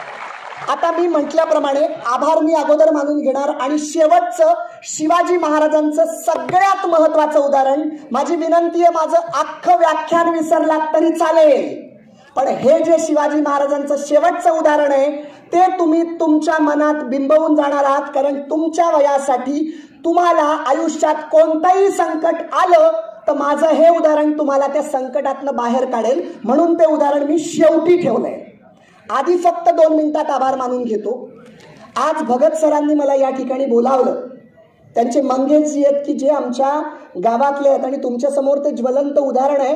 एखाद्या माणसाला आवड असली तर तो किती प्रगती करू शकतो. आमच्या मंगेशला कम्प्युटरची लहानपणापासून आवड आणि आता तो कम्प्युटरमधला मास्टर चांगला झालाय. हे केवळ फक्त लगान, हार्डवर्क आणि मेहनत याच्यामुळे होतं. मी भगत सरांचे अशासाठी आभार मानतोय की त्यांना असं वाटलं बरं का की तुमच्यासाठी हा करिअर गायडन्सचा चांगला कार्यक्रम द्यावा. एकदा आपण लक्षात घ्या, आत्ता जे आपल्या डोक्यात गेलेलं असतं ते कधी ना कधीतरी आपल्याला उपयोगी पडत असतं. माझी करिअरची दिशा निवडायला मी अशी अनेक व्याख्यानं ऐकली, त्यातलेच शब्द उपयोगी पडले म्हणून मी आज तुमच्या समोर बोलतोय. त्यामुळे आपण कृतज्ञ राहिलं पाहिजे. याच्यासाठी भगत सर आणि त्यांची इन्स्टिट्यूट, याच्यासाठी आपण जोरदार टाळ्या देऊन त्यांचं स्वागत करूया. या टाळ्या त्यांच्यासाठी नाही आहेत बरं का. जी माणसं चांगली काम करतात आणि त्यांना सहकार्य करतात अशा सगळ्यांसाठी या टाळ्या आहेत. त्याच्यासाठी मी ते द्यायला लावल्यात. आणि मी बाकीच्या MKCLच्या कोर्सबद्दल काय बोलू. MKCLचा दर्जाच इतका आहे ना, MKCL हे नाव महाराष्ट्रात इतकं स्वतःच्या गुणवत्तेनुसार आहे की तुम्ही इथे असलेला कोणताही कोर्स केलात तरी तुम्ही नक्की यशस्वी व्हाल. आज मला या ठिकाणी तुम्ही कार्यक्रमाला बोलावलं त्याबद्दल तर मी तुमचे आभार मानेल. पण काही दुवे अगदी 5 मिनिटात संपवतोय. काही दुवे बघा किती जवळचे असतात. काही दुवे तुम्हाला आयुष्यामध्ये वेगवेगळ्या वाटांवर जात असताना तुम्ही तिथे येत असता. आज मला MKCLला कार्यक्रमाला येताना भगत सर जवळचं अशासाठी वाटत होतं. आमच्या पुण्याच्या ज्या रेवती देऊळगावकर नामजोशी मॅडम आहेत त्या आणि आम्ही वक्तृत्वाच्या स्पर्धा त्या काळात बरोबर करायचो. करिअरच्या वाटा, व्याख्यानं असा आमचा ग्रुप असायचा. आम्ही त्या बरोबर करायचो आणि त्यातून आम्ही घडलोय. आणि रेवती आज MKCLचं चांगलं काम करते. मंगेश आमच्या गावचा आहे. तुम्ही इथे असताना ही इन्स्टिट्यूट चांगली चालवताय. मी एकदा भगत सरांना आणि त्यांच्या सगळ्या टीमला आणि मगाशी तुम्ही नगरचे आमचे मित्र नवीन तयार झालेले गायकवाड आणि पाटेकर ना, या दोघांनाही मनापासून धन्यवाद देतो. आणि सगळ्यात जोरदार टाळ्या तुम्ही स्वतःसाठी वाजवा, कारण तुमची सहनशीलता किती आहे तुम्ही दाखवलं. अहो कौतुक आहे. भूक लागलेली आहे पोटामध्ये, इतका वेळ आम्ही बसलोय आणि तरी सुद्धा तुम्ही माहितीये का तुम्ही 1 तासापेक्षा वरती बसलाय. हे तुम्हाला कल्पना नसेल. जेव्हा मगाशी तिकडे बंड होतंय की काय आणि अख्खा हॉल खाली होतोय की काय अशी भीती माझ्या मनात असल्यानंतर तुम्ही 1-1.25 तास बसलाय. हे तुमच्या सहनशीलतेचा हा एक वेगळा गुण आहे असं तुम्ही समजा. मला तुमच्याशी खरं भगत सर सांगू का, वेगवेगळ्या विषयांवर खूप बोलायचं होतं. बोलणार नाहीये, नको नाहीच बोलणार आहे. बोलायचं होतं पण मला माहितीये तुम्ही कंटाळलेत म्हणून मी असं मिक्स करत होतो. तुम्हाला हसवायचं, गोंजारायचं, पुन्हा धपाटा टाकायचं आणि असं करिअर कर असं सांगायचं, परत गुलाबाच्या फुलांकडे यायचं. हे मला करण्याचं कारणच हे होतं की तुम्हाला कंटाळा नको यायला. मी जास्त वेळ नाही बोलणार पण एक तुम्हाला आवर्जून सांगेल, 1 मिनिट फक्त बघा, आवर्जून सांगेल. हे जय शिवराय नावाचं पुस्तक आहे आणि हे गुड मॉर्निंग नावाचं पुस्तक आहे. या जय शिवरायमध्ये 55 प्रकरणं आहेत. तुम्ही शिवाजी महाराजांवरची अनेक पुस्तकं वाचली असतील पण या पुस्तकात वेगळं असं आहे की प्रत्येक प्रकरणात, मगाशी मी जो जीवा महाला सांगितला ना त्याच्यावरचं ते उदाहरणाचं प्रकरण आहे, थोडंच यावं पण नामी असावं असं प्रकरण या पुस्तकात आहे. या पुस्तकामध्ये 55 प्रकरण आहेत. प्रत्येक प्रकरण शिवाजी महाराजांच्या आयुष्यातली घटना आणि मला माझ्या आयुष्यात काय याचा उपयोग होईल, इतिहास वर्तमानात थेट माझ्या जीवनात काय गुण उतरतील असे 55 प्रकरण आहेत. वर्षभरात या पुस्तकाला इतका प्रतिसाद मिळाला आहे की शिवजयंतीला ABP माझानं जय शिवराय याच नावानं अर्धा तासाचा कार्यक्रम केला होता. तो रिपीट करून 2 वेळा दाखवला. राजीव खांडेकर याच्यावर छान बोलले. कोल्हापूरच्या जयसिंगराव पवारांचं चांगलं पत्र आलंय आणि विशेष म्हणजे विश्वास नांगरे पाटलांची प्रस्तावना या पुस्तकाला लाभली आहे. माझी तुम्हाला विनंती आहे, तुम्ही जिथे रजिस्ट्रेशन केलं, मगाशी जिथे रजिस्ट्रेशन केलं तिथे ही दोन्ही पुस्तकं उपलब्ध आहेत. आणि तुमच्यासाठी मी असं केलंय, 300 रुपयाचं पुस्तक, 290चं पुस्तक 250 रुपयामध्ये उपलब्ध आहे.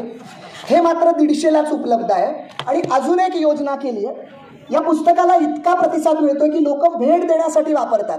तुम्ही तुमच्या मित्रमैत्रिणींना काहीतरी वेगळा भेट देत असता पण बघा महाराष्ट्र शिवाजी महाराज आणि भगवा झेंडा आणि जय शिवराय याच्या पलीकडे महाराष्ट्राच्या माणसाला भेट द्यायला वेगळं काही असू शकत नाही. देणाऱ्यालाही छान वाटतं आणि घेणाऱ्यालाही छान वाटतं. मी योजना अशी केली आहे, या एका पुस्तकाबरोबर भेट द्यायला जर तुम्ही अजून एक पुस्तक घेतलं तर हे गुड मॉर्निंग पुस्तक फ्री असेल. म्हणजे 750 रुपयाची 3 पुस्तकं तुम्हाला केवळ फक्त 500 रुपयात मिळतील.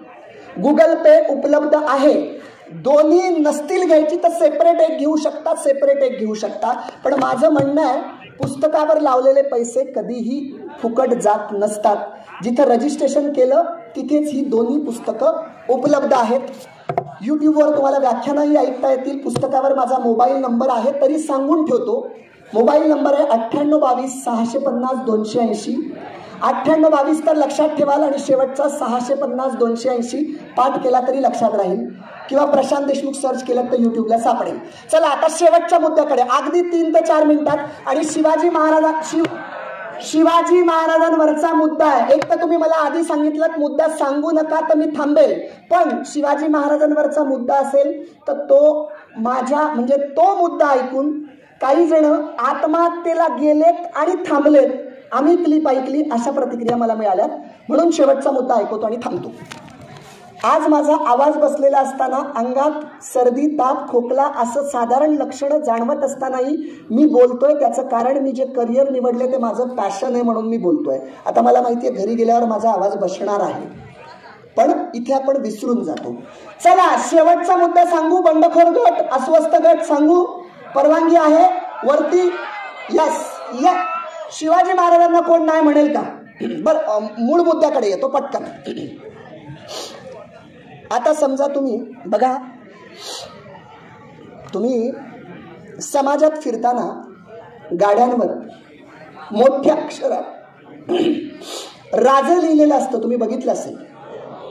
आणि काळ्या काचा लावून जे आतमध्ये राजे बसलेले असतात त्यांची कृती मात्र अफजल खानासारखी असते. माझं असं म्हणणं आहे बरं का, की राजे लिहून कोणी राजे होत नाही आणि स्वराज्य लिहून काही स्वराज्य येत नाही. खऱ्या अर्थानं स्वराज्य आणायचं असेल तर शिवचरित्रातला एक तरी विचार आचरणात उतरला पाहिजे. त्याच्यासाठी हे उदाहरण सांगतो. आज तुम्ही कॉलेजला आहात, उद्या भविष्य काळात तुमचं कॉलेजचं शिक्षण पूर्ण होईल. कोणी नोकरी करेल, कोणी व्यवसाय करेल, कोणी राजकारणात जाईल, समाजकारणात जाईल, शैक्षणिक क्षेत्रात जाईल. तुमचे मित्रमंडळी, गाववाले तुम्हाला मदत करतील. यशाचा टप्पा तुम्ही गाठत गाठत जाल आणि अशा एका टप्प्यावर याल की बस एक पाऊल ठेवलं की यशाच्या सर्वोच्च शिखरावर असाल. पण दुर्दैवानं नियतीनं तुम्हाला दगा दिला आणि अख्खा पत्त्यांचा बंगला कोसळावा, त्याप्रमाणे तुमचं यश जर धुळीस मिळालं तर त्यावेळेस तुम्हाला मदत कोणीच करणार नाही, कारण सगळेच खचलेले असतील. आत्महत्या करावी असं वाटतंय, सगळं संपलंय असं वाटतंय. अशा वेळेस आत्ता जे मी सांगतो ते डोळ्यासमोर चित्र आठवा. पुरंदरचा तह आठवा. येसाजी, नेताजी, तानाजी, बाजी, रामजी यांसारख्या नररत्नांच्या त्यागातून नुकताच कुठं स्वराज्य लुकलुकतंय असं वाटत असताना मिर्झा राजा जयसिंगला आणि पुरंदरच्या तहानं त्याच्या झोळीत काय टाकावं लागलं? 23 गड आणि 4 लक्ष होनांचा मुलूक. 23 गड शब्द एकदा उच्चारला की मला एक वाटतो, पण गड मोजले की कळतात 23 म्हणजे किती. पुरंदर, रुद्रमाळ, कोंढाणा, तुंग, तिकोना, माणिकगड, मानगड, मरगड, सरुगड, रूपगड, साखरगड, सोनगड, रोहिडा, भंडार, नंदुरबार, खंडागड, इसागड, लोहगड, भक्तगड, अंकोला, मोरखड, माऊली, परसखोल या 23 गडांची या 23 गडांची नावं घेताना मला दम लागला, पण आमच्या राजांनी ते एका दमात मिळवले होते आणि मिर्झाच्या ताब्यात एका दमात दिले होते. आणि त्यानंतरची अवघड अवस्था अशी होती की क्रूर कर्म्या औरंग्याच्या कैदेत राजे आपल्या बछड्या सहित सापडलेत. राज्य तर गेलंच, आबरू तर गेलीच, प्रतिष्ठा तर गेलीच, पण आता जीव जाण्याची वेळ आली आहे. अशा अवस्थेतनं आमचे राजे बुद्धिमत्तेतनं बाहेर येतात. पेटाऱ्यातनं बाहेर कदाचित आग्रा शहरातून आले असतील. तिथं विमान तयार नव्हतं राजगडावर यायला. अहो विचार करा, विजयनगर सारखी साम्राज्य सामान्य धक्क्यानं धुळीस मिळाली आणि पुरंदरच्या तहानं धुळीस मिळालेलं राज्य त्याच धुळीतून उठून राजानं त्याला सुवर्ण कलश प्राप्त करून दिला. ही किती मोठी प्रेरणा आहे. तुमच्या माझ्या आयुष्यात आलेल्या कोणत्याही संकटाला राजांच्या या संकटासमोर धरावं आणि तुलना करावी. माझं संकट मोठं की राजांचं संकट मोठं. सूर्यासमोर काजवा वाटावा तसं आम्हाला आमचं संकट वाटेल आणि जगण्याची आणि संघर्ष करण्याची प्रेरणा मिळेल. ती संघर्ष करण्याची प्रेरणा तुम्ही शिवचरित्रातनं घ्या अशी मी तुम्हाला विनंती करतो आणि इथेच थांबतो. धन्यवाद.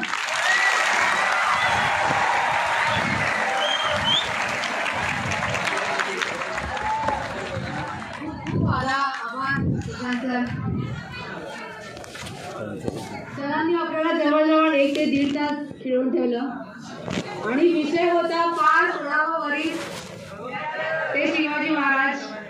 आपल्यासारख्या मराठी भूमीमध्ये वाढलेलो आपण, हा विषय कुणाला नाही आवडणार. स्पेशली शिवाजी महाराज तोडावावरील सगळ्यांनीच पार पाडलेला आहे. आज असेल उद्या नसेल, पण शिवाजी महाराज आपल्या आयुष्यामध्ये आयुष्यभर राहणार आहे. ते आपले एकदम आदर्श असे आहेत. त्याची उदाहरणं देत